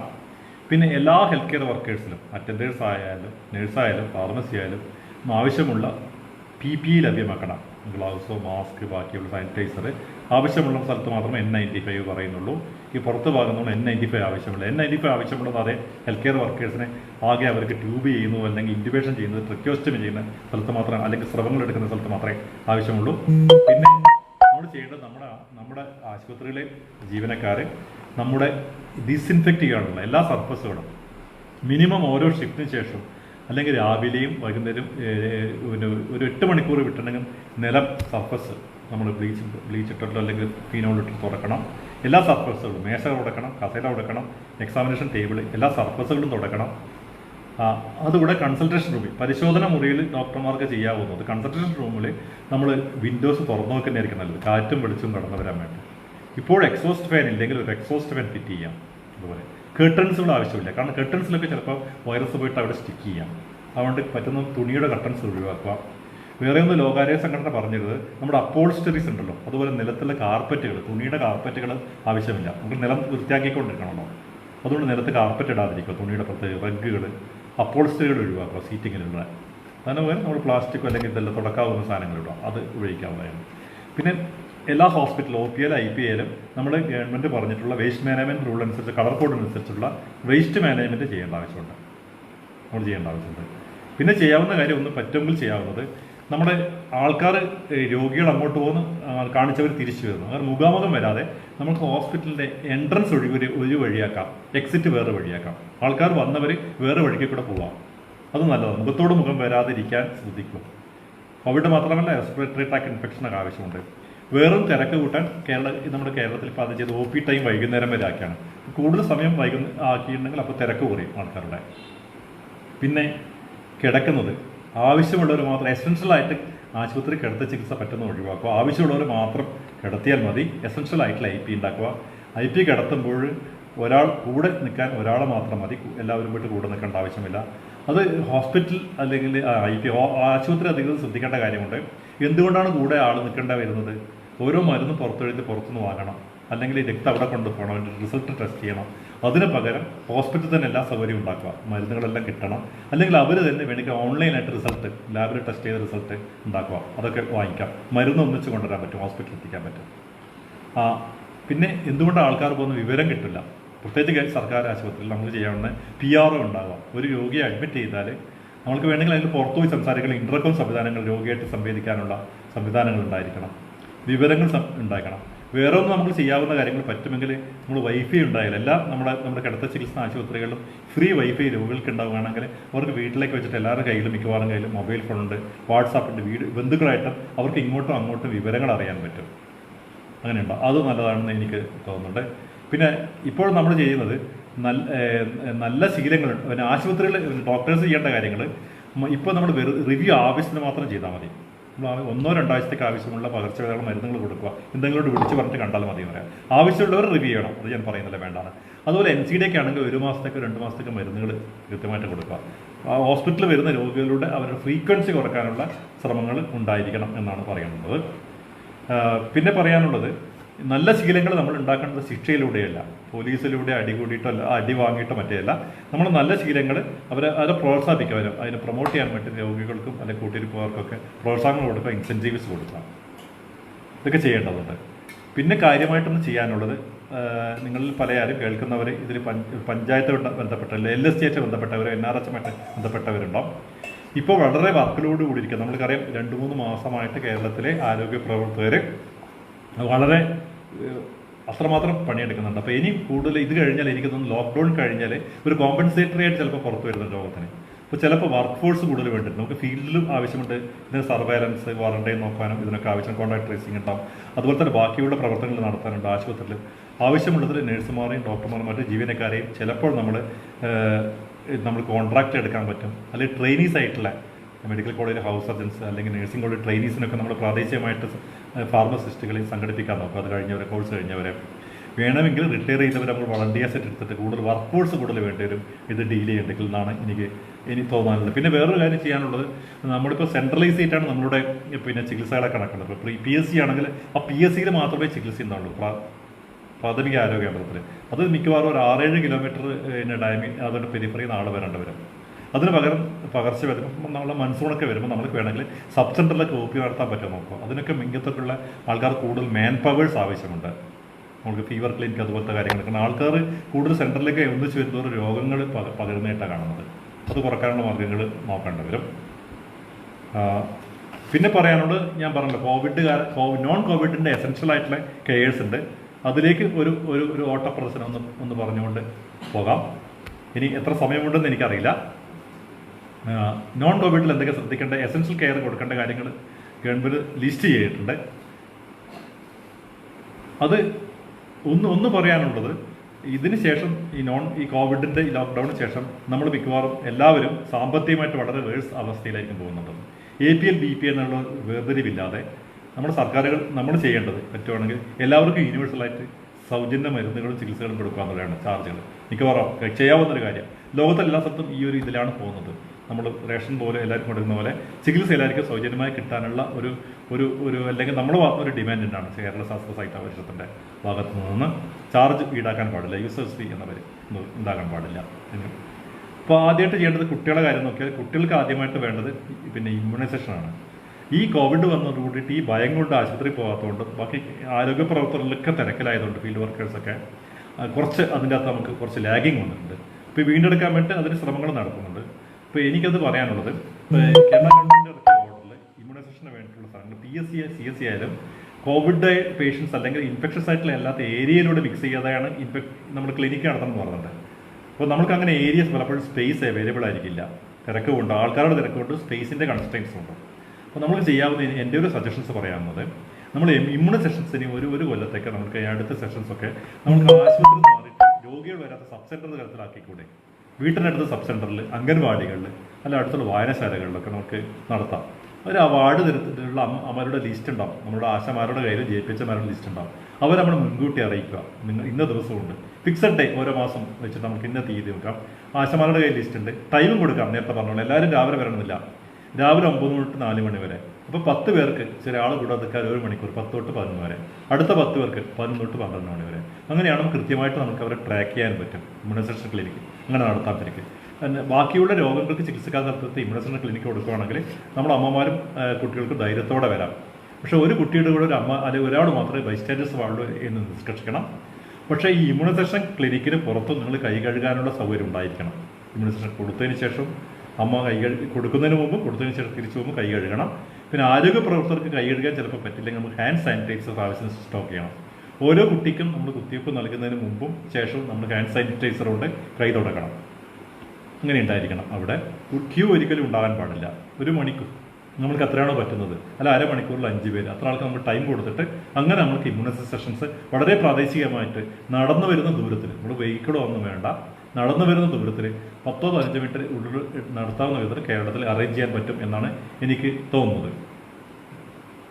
പിന്നെ അതിന് കണക്കായിട്ട് നമ്മൾ ആക്റ്റീവായിട്ട് ട്രാക്കിങ് ചെയ്യണം ഓരോരുത്തരെ. നമുക്കിപ്പോൾ MCC ട്രാക്കിംഗ് പോലെ ഇല്ലാത്ത കുട്ടികൾ, വിട്ടുപോയ കുട്ടികൾക്ക് നമുക്ക് കൊടുക്കാനുള്ള സൗകര്യം ഉണ്ടായിരിക്കണം. പിന്നെ വേറെ കാര്യങ്ങൾ, ഈ സമയത്ത് നമ്മൾ ക്യാമ്പയിൻസ് നടത്താൻ പാടില്ല. ഇമ്മ്യൂണൈസേഷൻ ക്യാമ്പയിൻ, മാസ് ക്യാമ്പയിൻസ് ഈ ഒരു കൊല്ലത്തേക്ക് നമ്മൾ നടത്താതിരിക്കുന്നതായിരിക്കും നല്ലത്. കൂടുതൽ ആൾക്കാർ കൂടുന്ന ഏത് പരിപാടികളും, മെഡിക്കൽ ക്യാമ്പുകളും പാടില്ല, സ്ക്രീനിങ് ക്യാമ്പുകൾ, രോഗനിർണയ ക്യാമ്പുകൾ നടത്തേണ്ട, ഇമ്മ്യൂണൈസേഷൻ ഡ്രൈവുകൾ ക്യാമ്പുകളായിട്ട് നടത്തേണ്ട. വേണം ക്യാമ്പയിൻ നടത്തുകയാണെങ്കിൽ ഹൗസ് ടു ഹൗസ് നടത്താനോ അല്ലെങ്കിൽ ചെറിയ ഒരു ക്ലസ്റ്ററിൽ നടത്താനുള്ള ശ്രമങ്ങൾ ഉണ്ടായിരിക്കണം.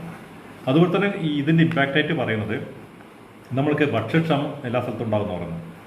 ഭക്ഷ്യക്ഷമം ഏറ്റവും ബാധിക്കുന്നത്, മാൽന്യൂട്രീഷൻ ഏറ്റവും ബാധിക്കുന്ന ഗ്രൂപ്പ് കുട്ടികളായിരിക്കും, പ്രത്യേകിച്ച് പാവപ്പെട്ട കുട്ടികളിൽ. അപ്പോൾ നമുക്ക് ന്യൂട്രീഷൻ അസസ്മെൻറ്റ് എങ്ങനെ നടത്തുന്നതാണ്. ഇപ്പോൾ ഞാൻ മനസ്സിലാക്കിയെടുത്തോളം അവരുടെ വീടുകളിൽ ന്യൂട്രിമിക്സ് അംഗനവാടി വർക്കേഴ്സ് എത്തിച്ചു കൊടുക്കുന്നുണ്ട്. അപ്പോൾ നമുക്ക് ചെയ്യാനുള്ളൊരു കാര്യം, എൻ്റെ സജഷൻസായിട്ട് ഞാൻ പറയുന്നത്, നമ്മൾ കുട്ടികളുടെ പോഷകാഹാരക്കുറവ് ഇപ്പോൾ നമ്മൾ മോണിറ്റർ ചെയ്യുന്നവരുടെ വെയിറ്റ് നോക്കിയിട്ടാണ്. അപ്പോൾ നമ്മൾ വെയിങ് മെഷീൻ, അങ്ങനെയാണെങ്കിൽ ക്യാരി ചെയ്യാൻ പറ്റുന്ന വെയിങ് മെഷീൻസ് നമ്മൾ അംഗൻവാടി ടീച്ചർക്കും അല്ലെങ്കിൽ ആശാപ്രവർത്തകർക്കും കൊടുക്കേണ്ടത് വെയിങ് മെഷീൻസ്. വീടുകളിൽ പോയിട്ട് കുട്ടികളുടെ വെയിങ് ചാർട്ട് ചെയ്യുക. നമ്മൾ ഓരോ മാസത്തിൽ ഒരു തവണ ചാർട്ട് ചെയ്തിട്ട് അങ്ങനെയുള്ളവർക്ക് അതിനൊക്കെയായിട്ട് ന്യൂട്രീഷൻ കൊടുക്കുക. അല്ലെങ്കിൽ ടേക്ക് ഹോം റോഷനും അല്ലെങ്കിൽ ന്യൂട്രിമിക്സൊക്കെ അതിന് അർഹതപ്പെട്ടവർക്ക് വീടുകളിലേക്ക് എത്തിച്ചു കൊടുക്കണം. അതിൽ നമ്മൾ അപാകത കാണിക്കാൻ പാടില്ല. അതും ഒരു ആരോഗ്യ ഇതിൻ്റെ ഭാഗം തന്നെയാണ് ന്യൂട്രീഷൻ എന്ന് പറയുന്നത്. പിന്നെയുള്ള അഡോളസൻസ് ആണ്, വളർന്ന കൗമാരക്കാർക്കുള്ള ചില നമ്മൾ വിപ്സ് ഇതുപോലത്തെ ഗുളികളുണ്ട്. മിക്കവാറും ഈ വർഷം സ്കൂളുകൾ UGC കോളേജുകൾ സെപ്റ്റംബറിൽ തുറക്കാൻ പറ്റില്ല. വിപ്സ് ഇതുപോലത്തെ അവർക്ക് കിട്ടാനുള്ള ഇതുപോലുള്ള ഗുളികകൾ, അങ്ങനത്തെ സാധനങ്ങളൊക്കെ വീടുകളിൽ എത്തിച്ചു കൊടുക്കാനുള്ള സിസ്റ്റം നമ്മൾ ഉണ്ടായിരിക്കണം. കമ്മ്യൂണിറ്റി സപ്ലൈ ചെയ്യാനുള്ള സാധനങ്ങൾ നമ്മൾ ഉണ്ടാക്കിയിരിക്കണം. വേറെ ശ്രദ്ധ വേണ്ട കാര്യങ്ങൾ ഗർഭിണികളാണ്. നമ്മളെല്ലാ കാലത്തും ഗർഭിണികൾ വേണ്ടത്ര ആൻറ്റിജൻ ചെക്കപ്പിന് പോകേണ്ട ആവശ്യമുണ്ട്. നമ്മൾക്കിപ്പോൾ ചെയ്യാവുന്ന കാര്യങ്ങൾ, നമ്മളതിൽ രജിസ്ട്രേഷൻ ചെയ്ത് ഗർഭിണികളുണ്ട്, അല്ലെങ്കിൽ ആശാമാർക്കോ JPHമാർക്കോ അവരുടെ രജിസ്ട്രേഷൻ ഇതുപോലെ ടെലിയായിട്ട് സംഘടിപ്പിക്കാം. അതിനുശേഷം ബേസിക് ആയിട്ടുള്ള നമുക്ക് ചെക്കപ്പുകൾ നടത്തുക. അവർക്ക് ആവശ്യമുള്ള അയൺ ഫോളിക് ആസിഡ് ഗുളികകൾ, ന്യൂട്രിമിക്സ് കൊടുക്കേണ്ടവർക്ക് അവർക്ക് അതൊക്കെ അവരെ വീടുകളിൽ എത്തിച്ച് ഓരോ മാസത്തിൽ എത്തിച്ച് കൊടുക്കാൻ ശ്രദ്ധിക്കേണ്ടതുണ്ട്. TT നമ്മൾ ഇതുപോലെ ഇമ്മ്യൂണൈസേഷൻ ക്യാമ്പ് ഇതുപോലെ നടത്തിയിട്ട് വാർഡുകളിൽ നമുക്ക് ഇമ്മ്യൂണൈസേഷൻ കൊടുക്കണം. TT എല്ലാവർക്കും കൊടുക്കണം. ചെക്കപ്പുകൾ അതിൻ്റെ ഭാഗത്തിൽ നടത്തണം, അവർ വിട്ടുപോകാൻ പാടില്ല. പിന്നെ ശ്രദ്ധിക്കേണ്ട കാര്യങ്ങൾ, ഈ ഗർഭിണികൾ തന്നെ 2 തരത്തിലുണ്ട്. ഒന്ന് തേർഡ് ട്രൈമസ്റ്ററിലുള്ള ആൾക്കാർ, അവസാനത്തെ മാസം എത്തിയവർ, 7-ാം മാസം, 8-ാം മാസം, 9-ാം മാസം, അവരുടെ പ്രത്യേക ലിസ്റ്റ് ഉണ്ടാക്കിയിട്ട് ആ JPHനോ ആശയം അവരുടെ കീഴിലുള്ള അവരുടെ ആ പ്രദേശത്തുള്ള ഗർഭിണികളുടെ അവരുടെ അറേഞ്ച്മെൻറ്റ്, ഡെലിവറി എവിടെയാണ് അറേഞ്ച് ചെയ്യുന്നുള്ള, ഏതാണ് ഹോസ്പിറ്റലായിട്ട് ആദ്യം ധാരണ ഉണ്ടാക്കണം, എവിടെയാണ് പോകുന്നുള്ളത്, എപ്പോഴാണ്. അതിനുള്ള വെഹിക്കിൾ അറേഞ്ച്മെൻറ്റ് നമ്മൾ കണ്ടുവെക്കണം. അവരുടെ ടെലിഫോൺ ലൈൻ അവരെ ഇടയ്ക്കിടയ്ക്ക് അങ്ങനെ ആക്റ്റീവായിട്ട് നമ്മൾ ഫോളോ അപ്പ് ചെയ്യണം. ലാസ്റ്റ് ട്രൈമസ്റ്ററുള്ള ആൾക്കാരുടെ ഒരു ഡെലിവറി പ്ലാൻ തയ്യാറാക്കിയിട്ട് ആദ്യം വെക്കുക. 1 മാസം മുമ്പ് തന്നെ അവരായിട്ട് ചർച്ച ചെയ്തിട്ട് അവരുടെ ഏത് ഹോസ്പിറ്റലാണ് ആ ഡോക്ടറായിട്ട് ബന്ധപ്പെട്ടിട്ട് അവരുടെ കാര്യങ്ങൾ വെക്കുക. വേറെ ഹൈ റിസ്ക് പ്രഗ്നൻസിയാണ് നമുക്ക്. ഇപ്പോൾ എൽഡർലി പിന്നെ വേറെ അസുഖങ്ങളിലെ ഡയബറ്റീസ് ഉള്ളവർ, ബ്ലീഡിംഗ് ഉള്ളവർ, അവരുടെ ലിസ്റ്റ് വെച്ചിട്ട് അവരുടെ ടെലിഫോണിൽ വിളിച്ചുകൊണ്ടിരിക്കണം. എന്തെങ്കിലും ആവശ്യമുണ്ടെങ്കിൽ അവർക്ക് വേണ്ട ഹെൽപ്പുകൾ ചെയ്ത് കൊടുക്കണം. ഹൈ റിസ്ക് പ്രഗ്നൻസി ഉള്ളത്. പിന്നെ അതിന് പ്രസവത്തോട് കൂടിയിട്ടുള്ള വേറെ പ്രശ്നമാണ് നമുക്ക് ബ്ലഡ് ബാങ്ക് ചിലപ്പോൾ രക്തം വേണ്ടി വരും. അപ്പോൾ ബ്ലഡ് ബാങ്കിങ്ങിലുള്ള നമുക്ക് ആവശ്യമുള്ളവർക്ക് നമുക്കറിയാം, ഡോക്ടേഴ്സ് ഗൈനക്കോളജിസ്റ്റുകൾ പറയാം, ആവശ്യമുള്ളവർക്ക് അത് കണ്ടെത്താനും ഡോണേഴ്സിനെ കണ്ടെത്താനും അതൊക്കെ വെക്കണം. ഇപ്പം ഡൊണേറ്റ് ചെയ്യുന്നൊരു പ്രത്യേക ഗൈഡ് ലൈൻ ഉണ്ടാക്കിയിട്ടുണ്ട് ബ്ലഡ്. കാരണം കോവിഡ് ബാധിച്ച ഉള്ളവർക്ക് അത് 28 ഡേയ്സ് കഴിഞ്ഞ് മാത്രമേ ഡൊണേറ്റ് ചെയ്യാൻ പറ്റുള്ളൂ. അപ്പോൾ അങ്ങനെയുള്ളവർ ഡൊണേറ്റ് ചെയ്യുന്നവരുടെ ഫുൾ ഡീറ്റെയിൽസ് നമ്മൾ പ്രാദേശിക തലത്തിൽ എടുത്ത് വെക്കണം. അവർക്ക് എന്തെങ്കിലും അസുഖം ഉണ്ടായിട്ടുണ്ടെങ്കിൽ അത് അറിയിച്ചിട്ട് അത് ഉപയോഗിക്കാതിരിക്കാനും ഡൊണേറ്റ് ചെയ്യുന്നതിന് സ്ക്രീനിങ് ഇപ്പം കോവിഡും കൂടെ ഉൾപ്പെടുത്തിയിട്ടുണ്ട്. പിന്നെ വാർണിംഗ് സിംറ്റംസ് ഗർഭിണികൾക്ക് പറഞ്ഞു കൊടുക്കണം. പലപ്പോഴും നിങ്ങൾക്ക് തലകറക്കം ഉണ്ടാകുമ്പോൾ, കാലിൽ നീരുണ്ടോ, അല്ലെങ്കിൽ കുട്ടീൻ്റെ അനക്കം കുറയുന്നത്, ഇങ്ങനത്തെ വാർണിംഗ് സിംറ്റംസ് അവരെ എഡ്യൂക്കേറ്റ് ചെയ്യണം ഗർഭിണികളെ. നമ്മൾ അതുകൊണ്ടൊക്കെ ഗർഭിണികളെ അവരുടെ ഭർത്താക്കന്മാരെ ചെയ്യേണ്ട ആവശ്യം. പിന്നെ വേറൊരു പ്രശ്നമുള്ളത് പറയുന്നത്, ഈ ലോക്ക്ഡൗൺ കാലത്തും പൊതുവെ ലോകത്തിലുള്ള എല്ലാ സോഷ്യോളജിസ്റ്റുകളും ഡെമോഗ്രാഫേഴ്സും പറയുന്നത്, ഈ ലോക്ക്ഡൗൺ ഇതുപോലുള്ള വീട്ടിൽ തന്നെ ജോലിക്ക് പോകാതിരുന്നത് അത് കഴിഞ്ഞാൽ ഒരു പ്രഗ്നൻസി അല്ലെങ്കിൽ ചൈൽഡ് ബൂം ഉണ്ടാകുന്ന പറയുന്നത്, ബേബി ബൂം ഉണ്ടാകുന്ന പറയുന്നത്. അപ്പോൾ നമ്മൾ ശ്രദ്ധിക്കേണ്ട കാര്യങ്ങൾ, നമ്മൾ ആവശ്യമുള്ളവരെ ആർക്കും ഗർഭധാരണം ഉണ്ടാകാൻ പാടില്ല പൊതുവെ കുടുംബാസൂത്രണം. ഇപ്പോഴത്തെ കാലത്താണ് ഈ കുടുംബാസൂത്രണത്തിൻ്റെ ഭാഗമായിട്ട് സർജറികളും കോപ്പർട്ടികളും ഇടാൻ പറ്റില്ല. അത് വളരെ റെസ്ട്രിക്ഷനിലൂടെ ചെയ്യാൻ പറ്റുള്ളൂ. സർജറികൾ, ഇലക്ടീവ് സർജറീസ്, പൊതുവെ ഇലക്ടീവ് സർജറീസൊക്കെ അല്ലാത്ത സർജറികളൊക്കെ ആശുപത്രികളിൽ ഒഴിവാക്കിയിട്ടുണ്ട്. നമ്മൾക്ക് അതുപോലെ അത്യാവശ്യമല്ലാത്ത സർജറികൾ ഉണ്ടെങ്കിൽ നമുക്ക് അത് നീട്ടിവെക്കാം. പിന്നെ ഡേറ്റ് വാങ്ങിയിട്ട് അതിൻ്റെ സമയത്ത് ചെയ്താലും തിരക്കിട്ട് ചെയ്യേണ്ട. അതുപോലെ PPSകളൊന്നും ഇപ്പം അത് ചെയ്യുന്നുണ്ടാവില്ല. അല്ലാത്ത ഇതുപോലുള്ള സാധനങ്ങളുണ്ട്. പ്രസവം നിർത്തുന്ന ശസ്ത്രക്രിയയൊക്കെ അങ്ങനെ ചെയ്യുന്നത് ഇപ്പം അത്ര ഉണ്ടാകാൻ സാധ്യത നിയന്ത്രിച്ചിട്ടുണ്ട്. അതുപോലെ കോപ്പർട്ടി നിയന്ത്രിച്ചിട്ടുണ്ട്. അപ്പോൾ നമ്മൾ ചെയ്യേണ്ടത് ഇവരോട് അവനുള്ള എന്തെങ്കിലും കൺവെൻഷണൽ കോൺട്രസെപ്റ്റീവ്സ് ഉപയോഗിക്കുക. ഗർഭനിരോധന ഗുളികൾ, കോണ്ടംസ്, അല്ലെങ്കിൽ അവർക്ക് ബാക്കിയുള്ള സേഫ്റ്റി പീരീഡ് ഇതുപോലത്തെ കാര്യങ്ങളിലുള്ള ഗർഭനിരോധന മാർഗ്ഗങ്ങൾ. കോൺട്രസെപ്റ്റീവ്സ് ഇമ്പോർട്ടൻ്റ് ആണ്, കാരണം അൺവാണ്ടഡ് ചൈൽഡ് ഉണ്ടാകാൻ പാടില്ല. അതുപോലെ ഏതെങ്കിലും സ്ത്രീകൾക്ക് അവർക്ക് അബോർഷൻ ആവശ്യമുണ്ടെങ്കിൽ അവർക്ക് ഒന്നിക്കൽ ഇൻഡിക്കേഷൻസ് അവരുടെ പ്രിക്കോഷൻസ് എടുത്തിട്ടുണ്ടായ ഗർഭമാണ്, അല്ലെങ്കിൽ വേറെ ഏതെങ്കിലും ഇൻഡിക്കേഷൻസ് ആണെങ്കിൽ അതവരെ അബോർഷൻസ് ഉള്ള അതൊരു സൗകര്യം ചെയ്തു കൊടുക്കാൻ ഒരു ആവശ്യമുണ്ട്. അതിന് അബോർഷൻസ് കെയർ ആവശ്യമുണ്ട്. പിന്നെയുള്ളത് കുട്ടികളുടെ കാര്യം പറഞ്ഞു, ഗർഭിണികളുടെ കാര്യം പറഞ്ഞു. പിന്നെ സ്ത്രീകൾക്ക് എപ്പോഴും ഈ എന്ത് പ്രശ്നങ്ങളുണ്ടായ സമൂഹത്തിലുണ്ടായാലും അതിൻ്റെ വിരകൾ സ്ത്രീകളായിരിക്കും. അപ്പോൾ സ്ത്രീകൾക്ക് പ്രത്യേകം, സ്ത്രീകളുടെ അസുഖങ്ങൾക്ക് പ്രത്യേക അത്രയും കൊടുക്കണം. സെക്ഷൽ അബ്യൂസ്, അതുപോലെ 1 സ്റ്റോപ്പ് ക്രൈസിസ് സെൻ്റർ, അതുപോലത്തെ കാര്യങ്ങളൊക്കെ കൃത്യമായിട്ട് നടത്തേണ്ടതുണ്ട്. ജെൻഡർ ഇതുമായിട്ടുള്ള കെയർ നടത്തുന്ന ക്ലിനിക്കുകളൊക്കെ കൃത്യമായിട്ട് നടത്തുന്നുണ്ട്. പിന്നെ ന്യൂ ബോൺസിന് നമ്മൾ ഇപ്പോൾ ആശുപത്രിയിൽ പ്രസവിച്ചാൽ കൂടുതൽ കിടത്തൽ പെട്ടെന്ന് ഡിസ്ചാർജ് ചെയ്യുന്നുണ്ട്. അവരെ ഫോളോ അപ്പ് ചെയ്യാൻ ആരോഗ്യ പ്രവർത്തകർ ശ്രദ്ധിക്കണം. ടെലിഫോണിലൂടെ ഫോളോ അപ്പ് ചെയ്യണം. പിന്നെ എപ്പോഴും ബേസിക്കായിട്ട് ഇമ്മ്യൂണൈസേഷൻസ് എപ്പോഴും ആശുപത്രിയിൽ തന്നെ കൊടുക്കാൻ പറ്റും. പ്രസവിച്ച് നമുക്ക് കേരളത്തിൽ 100% പ്രസവം ആശുപത്രിയിലാണ്. ആദ്യത്തെ BC അതുപോലെ ഡോസ് ഉണ്ട്, ബർത്ത് ഡോസ് ആശുപത്രിയിൽ വെച്ച് തന്നെ കൊടുത്തു എന്ന് ഉറപ്പ് വരുത്തണം. ബാക്കിയുള്ളത് നേരത്തെ പറഞ്ഞ പോലെ കൊടുക്കാൻ ശ്രമിക്കുക. പിന്നീട് നമ്മൾക്കുള്ളത് ഒരു നോൺ കമ്മ്യൂണിക്കബിൾ ഡിസീസിൻ്റെ വലിയൊരു ശേഖരമാണ് കേരളത്തിലുള്ളത്. കാരണം അഡൽട്ടായിട്ടുള്ള ആൾക്കാർ 20-25% പ്രഷറോ, പ്രമേഹം, കൊളസ്ട്രോൾ ഇതൊക്കെ ഉള്ളതുണ്ടാവും. ഒന്നും ചെയ്യാവുന്ന കാര്യങ്ങൾ നമ്മളിപ്പോൾ ഇതിൻ്റെ NCD ക്ലിനിക്കിൻ്റെ രേഖകളുണ്ടല്ലോ, ലിസ്റ്റ് ഉണ്ടാവും. JPH ജേച്ചിമാരുടെ കാലത്ത് അത് ആ പ്രദേശത്തുള്ളവരുടെ ഈ രോഗമുള്ളവരുടെ ലിസ്റ്റ് എടുത്ത് നോക്കാം. ഒന്ന് ചെയ്യാനുള്ളത് അവരെ നമ്മളെപ്പോഴും റിവേഴ്സ് ക്വാറന്റൈനിൽ പെടണം. റിവേഴ്സ് ക്വാറന്റൈൻ കഴിഞ്ഞ ദിവസം എനിക്കൊന്ന് പറഞ്ഞിട്ടുണ്ട്, ഈ സെഷനിൽ പറഞ്ഞിട്ടുണ്ട്. അതിലേക്ക് ലിസ്റ്റ് എടുത്തോണം. അവർക്കിപ്പോൾ മുൻഗണന കൊടുക്കണം നമുക്ക്. പിന്നെ അവർക്കിപ്പോൾ മോണിറ്ററിങ്, അവർ മന്ത്ലി മോണിറ്റർ ചെയ്യണം, ചെക്കപ്പ് നടത്തണം. ഇനി മന്ത്ലി വരാൻ പറ്റാത്ത ആൾക്കാരെ സെൽഫ് മോണിറ്ററിങ് നമുക്ക് അവരെ പരിശീലിപ്പിക്കാം. അല്ലെങ്കിൽ എനിക്ക് സജസ്റ്റ് ചെയ്യാനുള്ളത് നമുക്ക് ആശാ വർക്കേഴ്സിനുള്ള JPHനെയോ അവരല്ലെങ്കിൽ അവരെ കൊണ്ട് ഹെൽത്ത് വളണ്ടിയേഴ്സിനെ നമ്മൾ BP എടുക്കാൻ അവരെ ട്രെയിൻ ഇപ്പോൾ അറിയാം. ആ ട്രെയിൻ ചെയ്ത് മാസത്തിൽ ട്രെയിൻ ചെയ്ത് ഡോക്ടറായിട്ട് വിളിച്ചു പറഞ്ഞാലും മതി. നമ്മൾ ടെലി രീതിയിൽ വിളിച്ചു പറഞ്ഞ് ഇത്രയാണ് വാല്യൂ, ഇനി ഗുളികൾ മാറ്റണോ, അങ്ങനെയുള്ള കാര്യങ്ങൾ ചർച്ച ചെയ്യണം. പ്രഷർ അങ്ങനെ സെൽഫ് മോണിറ്റർ ചെയ്യാൻ പറ്റും, അല്ലെങ്കിൽ ഹെൽത്ത് വർക്കേഴ്സിന് വീട്ടിൽ നിന്ന് മോണിറ്റർ ചെയ്യാൻ പറ്റും, അല്ലെങ്കിൽ ഷുഗർ അതുപോലെ മോണിറ്റർ ചെയ്യാൻ പറ്റുന്നതാണ്, അതുപോലെ ചെയ്യാൻ പറ്റും. അല്ലാത്ത കാര്യത്തിന് ഹോസ്പിറ്റലിലേക്ക്. പക്ഷേ ഹോസ്പിറ്റലിൽ എപ്പോഴും ഒന്നുകിൽ നിങ്ങൾക്ക് നേരിട്ട് രോഗി ബന്ധപ്പെടാം, അല്ലെങ്കിൽ പറയുന്നത് നമ്മൾക്ക് ആ ലിസ്റ്റിൽ ആ പ്രദേശത്തുള്ള ആശാ വർക്കേഴ്സിൻ്റെ മുഖാന്തരം അവർക്ക് ഡോക്ടേഴ്സായിട്ട് ബന്ധപ്പെടാം, PSCയിലെ ഡോക്ടേഴ്സോ അല്ലെങ്കിൽ ചികിത്സിക്കുന്ന ഡോക്ടേഴ്സായിട്ട് ബന്ധപ്പെട്ടിട്ട് മാസത്തിലൊരിക്കലെങ്കിലും അതിൻ്റെ കാര്യങ്ങൾ ഫോളോ അപ്പ് ചെയ്തിട്ട് ചികിത്സ ഡോസ് കുറക്കോ കൂട്ടുകയൊക്കെ ചെയ്യണം. അതുപോലെ ഇവരുടെ മരുന്നുകൾ സ്ഥിരമായിട്ട് മരുന്ന് കഴിക്കണം. നമ്മൾ കുറേ മരുന്നുകൾ പറ്റുമെങ്കിൽ ഒരു മാസത്തെ മരുന്നുകൾ അവരുടെ കയ്യിൽ കൊടുക്കുക. കേന്ദ്ര ഗവൺമെൻറ് സർക്കുലർ പറയുന്നത് 3 മാസത്തെ മരുന്ന് സ്റ്റോക്ക് ചെയ്യാനാണ് പറഞ്ഞത്. 3 മാസം നിങ്ങൾ കരുതി വെച്ചോളൂ. പക്ഷേ അഡ്ജസ്റ്റ്മെൻറ്റ് ഓരോ മാസം നിങ്ങൾ കണ്ടിട്ട് മാത്രം അതിൻ്റെ അഡ്ജസ്റ്റ് ചെയ്തിട്ട് ഡോസുകൾ അഡ്ജസ്റ്റ് ചെയ്യണം എന്നാണ് പറയുന്നത്. വേറൊന്നും ചെയ്യാനുള്ളത് മരുന്നുകളുടെ സ്റ്റോക്ക് പറഞ്ഞു. നമ്മുടെ ഇടയ്ക്കിടയ്ക്ക് രക്തം ഇതൊക്കെ പരിശോധിക്കേണ്ടത് വീട്ടിലുള്ളവർക്ക്. ഹോസ്പിറ്റലിൽ പോകുന്നത് ഇപ്പോഴത്തെ കാലത്ത് നമ്മൾ റെസ്ട്രിക്റ്റ് ചെയ്യണമെന്നോ. ചെയ്യാവുന്നൊരു കാര്യം, നമ്മുടെ കേരളത്തിൽ ഹെൽത്ത് ആക്ഷൻ പീപ്പിൾ വർഷങ്ങൾക്ക് മുമ്പ് 10 കൊല്ലമായിട്ട് സ്വാന്തനം എന്ന് പറഞ്ഞിട്ടൊരു കുടുംബശ്രീയുടെ സ്ത്രീകളുടെ ഒരു ഗ്രൂപ്പുണ്ട്.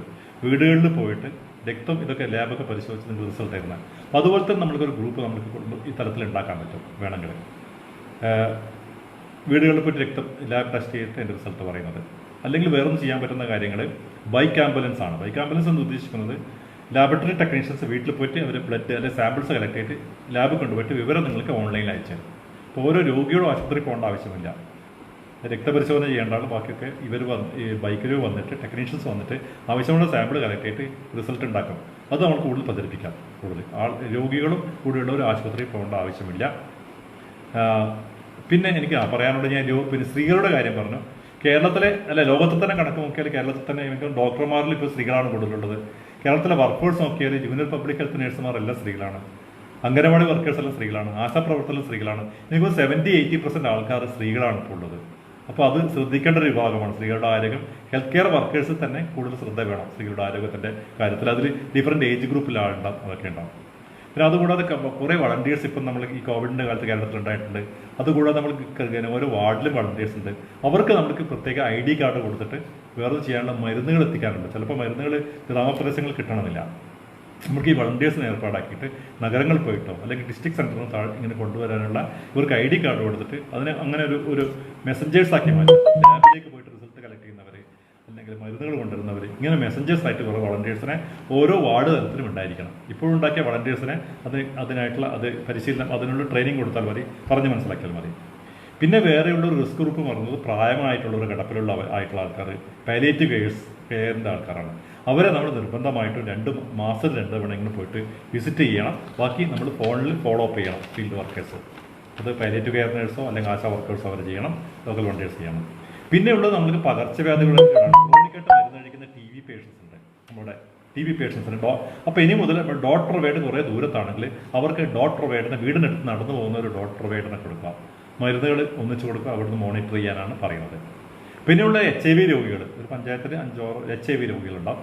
അപ്പോൾ ക്ലിനിക്കിലേക്ക് പോകുന്ന അവർക്ക് അറിയാം നമുക്ക് ഇമ്മ്യൂണോ കോംപ്രമൈസ്ഡ് ആണ്. അവർ ക്ലിനിക്കിലേക്ക് അധികം പോകുന്ന ഒഴിവാക്കിയിട്ട് അവർക്ക് നമ്മൾക്ക് വല്ല കമ്മ്യൂണിറ്റി ഡിസ്ട്രിബ്യൂഷൻസ് എന്തെങ്കിലും മരുന്ന് കൊടുക്കണം. അവരുടെ തന്നെ പോസിറ്റീവ് ഗ്രൂപ്പിൻ്റെ ഒക്കെ ഉണ്ടല്ലോ ഇതിൻ്റെ NGOs, അവർ മുഖാന്തരം ഡ്രഗ് ഡിസ്ട്രിബ്യൂഷൻ ഉണ്ടാക്കാൻ പറ്റുമോ നോക്കുക. കമ്മ്യൂണിറ്റിയിലെ ഡ്രഗ് ഡിസ്ട്രിബ്യൂഷൻ ഉണ്ടാക്കാൻ പറ്റുമോ എന്ന് നോക്കുക. വീടുകളിൽ എത്തിക്കുക മരുന്നുകൾ, ഓരോ മാസം ആവശ്യമുള്ള മരുന്നുകൾ വീടുകളിലേക്ക് ആവശ്യത്തിന് മാത്രം ഹോസ്പിറ്റലിലേക്ക് വരും. അപ്പോൾ ART സെൻറ്ററിൽ അവർ പോവുകയാണെങ്കിൽ പോകുമ്പോൾ തന്നെ നമുക്ക് അവർക്കുള്ള PPE കൊടുക്കേണ്ട ആവശ്യമുണ്ട്. അവർക്ക് മാസ്ക് വേണം, പിന്നെ സാനിറ്റൈസർ വേണം, ഗ്ലൗസ് വേണം. ആ ശ്രദ്ധയോട് കൂടിയിട്ടും അകത്ത് കയറാൻ പാടുകയുള്ളൂ. പിന്നെ വേറെയുള്ള റിസ്ക് ഗ്രൂപ്പുകൾ, ഇടയ്ക്കിടയ്ക്ക് ആശുപത്രിയിൽ പോകേണ്ട ആൾക്കാർ ഡയാലിസിസ് രോഗികളാണ്. ഡയാലിസിസ് രോഗികൾക്ക് നമ്മൾ പാസ് കൊടുക്കണം, പ്രിയോറിറ്റി കൊടുക്കണം. അവർക്ക് വേണ്ടി തടസ്സങ്ങൾ ഉണ്ടാകാൻ പാടില്ല. താലസീമിയ രോഗികൾ, സിക്കിൾ സെൽ രോഗികൾ, ഹീമോഫീലിയ രോഗികൾ, ഇവർക്ക് ഇടയ്ക്കിടയ്ക്ക് ആശുപത്രിപ്പെട്ട് രക്തം മാറ്റമൊക്കെ വേണ്ടി വരും. അപ്പോൾ ഒന്ന് ചെയ്യാനുള്ള കാര്യങ്ങൾ രക്തബാങ്കുകളിൽ, അപ്പോൾ പ്രാദേശികമായിട്ട് താലൂക്ക് ലെവലിൽ രക്തബാങ്കുകളിലുണ്ടാവും, നമ്മളിപ്പോൾ പിന്നെ PSCയിൽ ഉണ്ടാവില്ല. അപ്പോൾ രക്തബാങ്കുകളുമായിട്ട് ഈ രോഗികളുടെ ലിസ്റ്റ് കൊടുത്തിട്ട് അവർ ഒരു ലിങ്കിങ് ഉണ്ടാക്കിയേക്കണം. ലിസ്റ്റ് ഉണ്ടാക്കിയിട്ട് അപ്പോൾ പോകുന്നതിന് ഒരു 3-4 ദിവസം മുമ്പ് അവരുടെ ബ്ലഡൊക്കെ അവിടെ ഉറപ്പ് വരുത്തിയിട്ട് വരുന്നുണ്ട് പറഞ്ഞിട്ട് ആ ടൈം വാങ്ങിയിട്ട് പോകുക. പോകുന്ന സ്ഥലത്ത് ഒരിക്കലും ഹേർഡിൽസ് ഉണ്ടാകാൻ പാടില്ല. ഹോസ്പിറ്റലിൽ അവർക്ക് ഗ്രീൻ ചാനൽസ് വേണം. ഡയാലിസിസ് രോഗികൾ, ഹീമോഫീലിയ രോഗികൾ, സിക്കിൾ സെൽ രോഗികൾ, താലസീമിയ ഇങ്ങനെയുള്ള വരുന്ന രോഗികൾ, മറ്റ് ക്യാൻസർ ട്രീറ്റ്മെൻ്റ് ഒക്കെ വരുന്നവർക്ക് ഒരു ഗ്രീൻ ചാനൽ സംവിധാനം നമ്മൾ ഉണ്ടാക്കി കൊടുക്കണം. അവരെവിടെ തടസ്സപ്പെടുത്താൻ പാടില്ല. ബാക്കി തിരക്കിലൂടെ അവർ പോകുമ്പോൾ വളരെ സ്മൂത്തായിട്ട് അവരെ കാര്യങ്ങൾ നടന്നു പോകേണ്ടതുണ്ട്. പിന്നെ രക്തബാങ്കുകൾ നമ്മൾ ഇടയ്ക്കിടയ്ക്ക് ഇപ്പോൾ ആൾക്കാർ പുറത്തിറങ്ങാത്തതുകൊണ്ടും മടിയുള്ളതുകൊണ്ട് രക്തബാങ്കുകൾ നമ്മൾ ആവശ്യത്തിന് ബ്ലഡ് ഡൊണേഷൻ ചെറുപ്പക്കാരെ നമ്മൾ പ്രോത്സാഹിപ്പിച്ചിട്ട് സ്റ്റോക്കുകൾ ഉണ്ടാക്കേണ്ട ആവശ്യമുണ്ട്. ആവശ്യത്തിന് കിട്ടുമ്പോൾ ഇപ്പോൾ നമുക്ക് ലോക്ക്ഡൗൺ കൊണ്ട് അപകടങ്ങൾ കുറഞ്ഞിട്ടുണ്ട്. ഇനി അപകടങ്ങൾ ഉണ്ടാകുന്ന വരും. അതിന് ബ്ലഡ് ബാങ്ക് ആവശ്യമുണ്ട്. പിന്നെയുള്ളത് വേറെ ഒന്നുള്ള എമർജൻസി കെയർ ആണ്. ഇപ്പോൾ ഏറ്റവും വലിയ പ്രത്യേകത എന്ന് വെച്ചാൽ എല്ലാവരും കംപ്ലൈൻറ്റ് ചെയ്യുന്നതാണ്, എമർജൻസി കെയറിൽ ആരും എമർജൻസി അല്ലാത്തവരാണ് വരുന്നത്. രാത്രിക്ക് പലപ്പോഴും നമ്മുടെ ഹൗസ് സർജൻസ് ഒക്കെ പറയുന്ന ഒരു കംപ്ലൈൻ്റ് ആണ്, രാത്രി വെറുതെ വഴി സെക്കൻഡ് ഷോ കഴിഞ്ഞിട്ട് വേറെ എവിടെയും പോയിട്ട് തിരിച്ച് വരുന്ന ആൾ വെറുതെ കയറിയിട്ട് ചെറിയ ചികിത്സിക്കുന്നത്. എമർജൻസി കെയറിന് എമർജൻസി മാത്രമേ പോകാൻ പാടുള്ളൂ. ബാക്കിയുള്ളവർ ഒപ്പിപ്പെട്ട മരുന്ന് കഴിക്കണം. എല്ലാ ജനങ്ങളോടും കൂടിയുള്ള ഒരു അഭ്യർത്ഥനയാണ്, ഡോക്ടർമാരുടെ അഭ്യർത്ഥനയാണ്, ഹെൽത്ത് കെയർ വർക്കേഴ്സിൻ്റെ അഭ്യർത്ഥന. എമർജൻസി കെയറിൽ മറ്റുള്ളവർ വെറുതെ ആവശ്യമില്ലാത്തവർ പോകുമ്പോൾ എമർജൻസി വേണ്ടവർക്ക് ചികിത്സ നിഷേധിക്കുകയാണ്, വൈകാൻ സാധ്യതയുണ്ട്. അപ്പോൾ ബാക്കിയുള്ളവർ ഒപിയിൽ പോവുക. എമർജൻസി കെയറിൽ പിന്നെ നമ്മൾ വേണ്ടത് എമർജൻസി കെയറിൽ നമ്മൾ കുറച്ചും കൂടെ ഫസ്റ്റ് എയ്ഡ് വർക്കേഴ്സിനെ നമ്മുടെ നാട്ടിലുണ്ടാക്കാൻ, ട്രോമ കെയർ വെൻഡേഴ്സും ഫസ്റ്റ് എയ്ഡിന് ട്രെയിനിങ് നമ്മൾ ആവശ്യമുള്ള കുറച്ച് ആൾക്കാരെ കൊടുക്കേണ്ടി വരും. പിന്നെ ഞാൻ വിട്ടുപോയ ഒരു കാര്യം എനിക്ക് തോന്നുന്നു, പകർച്ചവ്യാധികളുടെ കാര്യം വിട്ടുപോയി. പകർച്ചവ്യാധികൾ നിയന്ത്രണ മാർഗ്ഗങ്ങൾ നമ്മളിപ്പോഴുള്ള എല്ലാം അതുപോലെ തന്നെ തുടരേണ്ടി വരുന്നു. മഴക്കാലമാണ് വരുന്നത്. അപ്പോൾ നമ്മൾ ലോക്ക്ഡൗൺ കഴിഞ്ഞ് മഴക്കാലത്തിൻ്റെ കൂടെ കോവിഡ് രോഗികളുടെ മിക്കവാറും ബാക്കിയുള്ളവരുണ്ടാവും. ചിക്കൻ പനിയുണ്ട്, ലെപ്റ്റോസ്പൈറോസ് ഞാൻ പറഞ്ഞു, കോഴിക്കോടൊക്കെ അതിൻ്റെ ആദ്യത്തെ കൊടി ഉയർത്തി കഴിഞ്ഞു. മഞ്ഞപ്പിത്തം, പിന്നെ ലെപ്റ്റോസ്പൈറോസിസ്, ഡെങ്കു തുടങ്ങി പലതരത്തിൽ തുടങ്ങിയിട്ടുണ്ട്, മഴ തുടങ്ങിയിട്ടുണ്ട്. അപ്പോൾ അത് കൊതുക് നമ്മുടെ ഉറവിട നിർമ്മാർജ്ജന പ്രവർത്തനങ്ങൾ. പിന്നെ ഡെങ്കു രോഗികൾ ശ്രദ്ധിക്കേണ്ട കാര്യങ്ങൾ സെക്കൻഡ്സ് ബിഹേവിയറിൽ ഡെങ്കു ആണ് സംശയം ഉണ്ടെങ്കിൽ നമ്മൾ അവർ പകൽ നെറ്റ് കിടക്കണം. നമ്മൾ ഇത്ര ആൾ രാത്രിയാണ് നെറ്റ് കിടക്കുന്നത്. വീട്ടിലായാലും കൊതുക് വലകൾ കൊടുത്തിട്ട് ഒരു 6 ദിവസങ്ങളും ഡെങ്കു സംശയിക്കുന്ന രോഗികൾ നെറ്റിൽ കിടക്കണം. ഉറവിട നശീകരണം കൃത്യമായിട്ട് നടക്കണം. പിന്നെ ഞാൻ ഇന്ന് പറഞ്ഞു, ഞാനിത് ഡെത്ത് ഓഡിറ്റ് പങ്കെടുത്തിരുന്നു പകല്. അതിൽ ഡെത്തായിട്ടുള്ള ലെപ്റ്റോസ്പൈറോസിസ് രോഗി ഈ ലോക്ക്ഡൗണിൻ്റെ കാലത്ത് വീട്ടിലുള്ള അടുത്തുള്ള കുളത്തിൽ പോയിട്ട് അവർ കുളം വറ്റിച്ച് വെള്ളം മാറ്റിയിട്ട് അവിടെ മത്സ്യം പിടിക്കുകയുണ്ടായി. മത്സ്യം പിടിച്ചിട്ട് വറ്റിച്ച സമയത്ത് അത് കൂടെ പോയവർ നമ്മൾ ചോദിച്ചപ്പോൾ അവൻ എലിയൊക്കെ ചത്ത് കിടക്കുന്നതാണ്. പിന്നെ നമ്മൾ ശ്രദ്ധിക്കേണ്ട കാര്യങ്ങൾ, ഇതുപോലെ എക്സ്പോഷർ ഉള്ളവർ, കൃഷിപ്പണിക്ക് പോകുന്നവർ, വയലിൽ പോകുന്നവർ, തൊഴിലുറപ്പ് പദ്ധതിക്ക് പോകുന്നവരൊക്കെ ഇങ്ങനെ എക്സ്പോസ് ചെയ്യുന്നവർ പേഴ്സണൽ പ്രൊട്ടക്റ്റീവ് മെഷേഴ്സ് വേണം. നമ്മൾ കോവിഡിന് മാത്രമല്ല, അതിനും ഗ്ലൗസ് വേണം. പറ്റുമെങ്കിൽ ഗ്ലൗസ് ഇടുക, കാലിൽ ബൂട്ട്സ് ഇടുന്നുണ്ടെങ്കിൽ പ്ലാസ്റ്റിക് കൊണ്ട് കെട്ടുക, പണി കഴിഞ്ഞ് സോപ്പിട്ട് കഴുകണം. അതിനകത്ത് PP എവിടെ ആവശ്യമുണ്ട്. അതുകൂടാതെ ആവശ്യമുള്ളവർ വീക്കിലി ഡോക്സിസൈക്ലിൻ എക്സ്പോഷറുള്ളവർ, കാലിന് മുറിവുള്ളവരൊക്കെ അതിനുള്ള പ്രിക്കോഷൻസ് എടുക്കേണ്ടതുണ്ട്. പിന്നെയുള്ളത് ORS സ്റ്റോക്ക് കൂടുതൽ ഉണ്ടാക്കണം.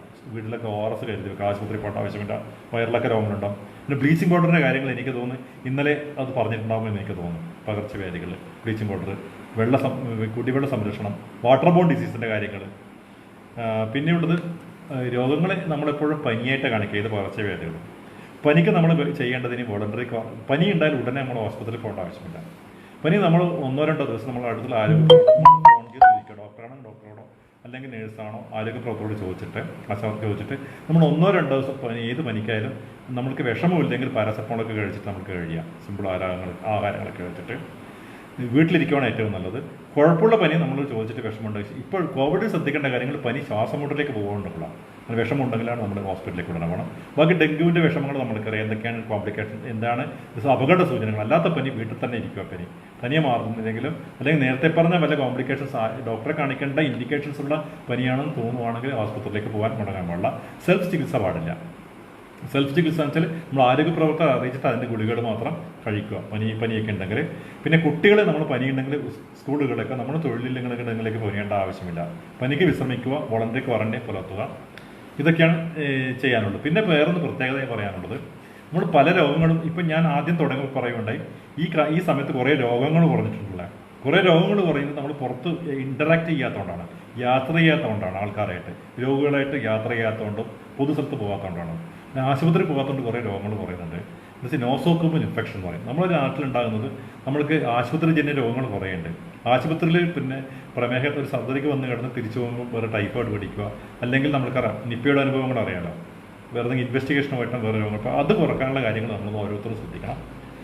നോസോക്കോമൽ ഇൻഫെക്ഷൻസ് വെറുതെ ആശുപത്രിയിൽ പോകേണ്ട ആവശ്യമില്ല. അപ്പോൾ ആശുപത്രിയിൽ വർക്ക് ചെയ്യുന്ന ഡോക്ടേഴ്സ് ആയാലും ഇനി നേഴ്സുമാരായാലും ഫാർമസിസ്റ്റ് ആയാലും ബൈസ്റ്റാൻഡേഴ്സ് ആയാലും രോഗിയായാലും നമ്മൾ ആശുപത്രി രോഗങ്ങൾ പകരാതിരിക്കാനുള്ള എല്ലാ മുൻകരുതലുകളും നമ്മൾ ശ്രദ്ധിക്കേണ്ടിയിരിക്കുന്നു. കൂട്ടിരിപ്പുകാർ അതിന് ശ്രദ്ധിക്കണം. പിന്നെ വേസ്റ്റ് മാനേജ്മെൻറ്റ് ചെയ്യുന്നതിൽ രോഗികളുടെ ഭാഗത്ത് സഹകരണം ഉണ്ടായിരിക്കണം. നമ്മൾ അവിടെ നിഷ്കർഷിച്ച രീതികൾ മാത്രമേ നമ്മൾ വേസ്റ്റ് ഇടേണ്ട സ്ഥലത്ത് ഇടാൻ പറ്റൂ. കളർ കോഡ് ഇതൊക്കെയാണ് പൊതുവേ ചെയ്യേണ്ടത്. പിന്നെ എനിക്ക് തോന്നുന്നു നമ്മൾ സമൂഹം ചെയ്യേണ്ട ഒരു കാര്യം, ലോക്കൽ സെൽഫ് ഗവൺമെൻറ്റോ ലോക്കൽ ആരോഗ്യ പ്രവർത്തകരോ നമുക്ക് നമ്മുടെ ലോക്കൽ ലെവലിൽ തന്നെ നമുക്ക് കൂടുതൽ പ്രൊട്ടക്റ്റീവ് മെഷേഴ്സ് ആവശ്യമുണ്ട്. കുറേ സോപ്പുകൾ ആവശ്യമുണ്ട് കൈ കഴുകാൻ. എനിക്കൊന്ന് പിന്നെ കേരള ശാസ്ത്ര സാഹിത്യ പരിഷത്ത് 1990-കളിൽ തന്നെ സോപ്പ് നിർമ്മാണം തുടങ്ങിയിട്ടുണ്ടായിരുന്നു. സോപ്പ് അത് കുറച്ചും കൂടി വ്യാപിപ്പിക്കാം എല്ലാ വീടുകളിലും. നമ്മുടെ കൂടുതൽ വ്യവസായങ്ങൾ സോപ്പ് ഉൽപ്പാദിപ്പിക്കുന്നത്, അതിന് മാസ്കിൻ്റെ ഉൽപ്പാദനം നമുക്ക് ലോക്കൽ ഉണ്ടാക്കേണ്ടതുണ്ട്. സാനിറ്റൈസറിൻ്റെ ഉൽപ്പാദനം ലോക്കൽ ഉണ്ടാക്കുന്നുണ്ട്. ഇതൊക്കെയാണ് എനിക്ക് തോന്നുന്നു. ഞാൻ കുറച്ചു നേരം സംസാരിച്ചു. ഏകദേശം 3/4 മണിക്കൂറോളമായി ഞാൻ സംസാരിക്കുന്നത്. ഇതൊക്കെയാണ് നമ്മൾക്ക് ഇനി രോഗചികിത്സയിലും സിക്നസ് ബിഹേവിയറിലും ട്രീറ്റ്മെൻറ്റ് സീക്കിംഗ് ബിഹേവിയറിലും നമ്മൾ ഇനി പുലർത്തേണ്ട കാര്യങ്ങൾ. അത് കോവിഡ് ആയാലും കോവിഡ് അല്ലാത്ത രോഗങ്ങൾക്കും ഇതൊക്കെയാണ് ഒരു ചുരുക്കത്തിൽ പറയാൻ നമ്മൾ പാലിക്കേണ്ട കാര്യങ്ങൾ എന്നാണ്. ഇത്രയും ഞാൻ പറഞ്ഞു കഴിഞ്ഞു. ഇനി എന്തെങ്കിലും സംശയമുണ്ടോ എന്ന് ഞാൻ നോക്കട്ടെ. ഇതിൽ മെസ്സേജ് അയക്കും എന്നാണ് പറഞ്ഞത്.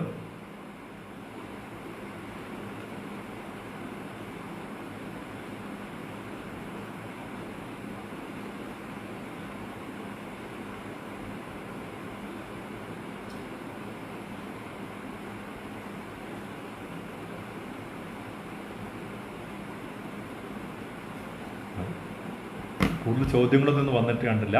ഇനി അങ്ങനെ ഉണ്ടെങ്കിൽ ഈ ലിങ്കിന് താഴെ നിങ്ങൾ ചോദ്യങ്ങൾ കൊടുക്കുക. അല്ലെങ്കിൽ ശാസ്ത്ര സാഹിത്യ പരിഷത്തിൻ്റെ ജിമെയിൽ പറഞ്ഞിട്ടുണ്ടോ, അതിൽ ഇത് സംബന്ധിച്ച ചോദ്യങ്ങളുണ്ടെങ്കിൽ ഞാൻ അത് പിന്നെ നോക്കിയിട്ട് അതിന് മറുപടി പറയാം.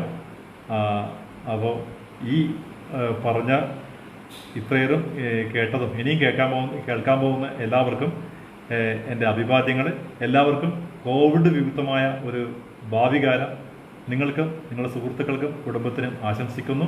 നമ്മൾക്ക് ഈ കോവിഡിന് അപ്പുറത്തേക്കുള്ള കാര്യത്തേക്ക് നമുക്ക് ആരോഗ്യകരമായി ജീവിക്കാൻ പറ്റും എന്ന ശുഭപ്രതീക്ഷകളോടെ നിർത്തുന്നു. Good night.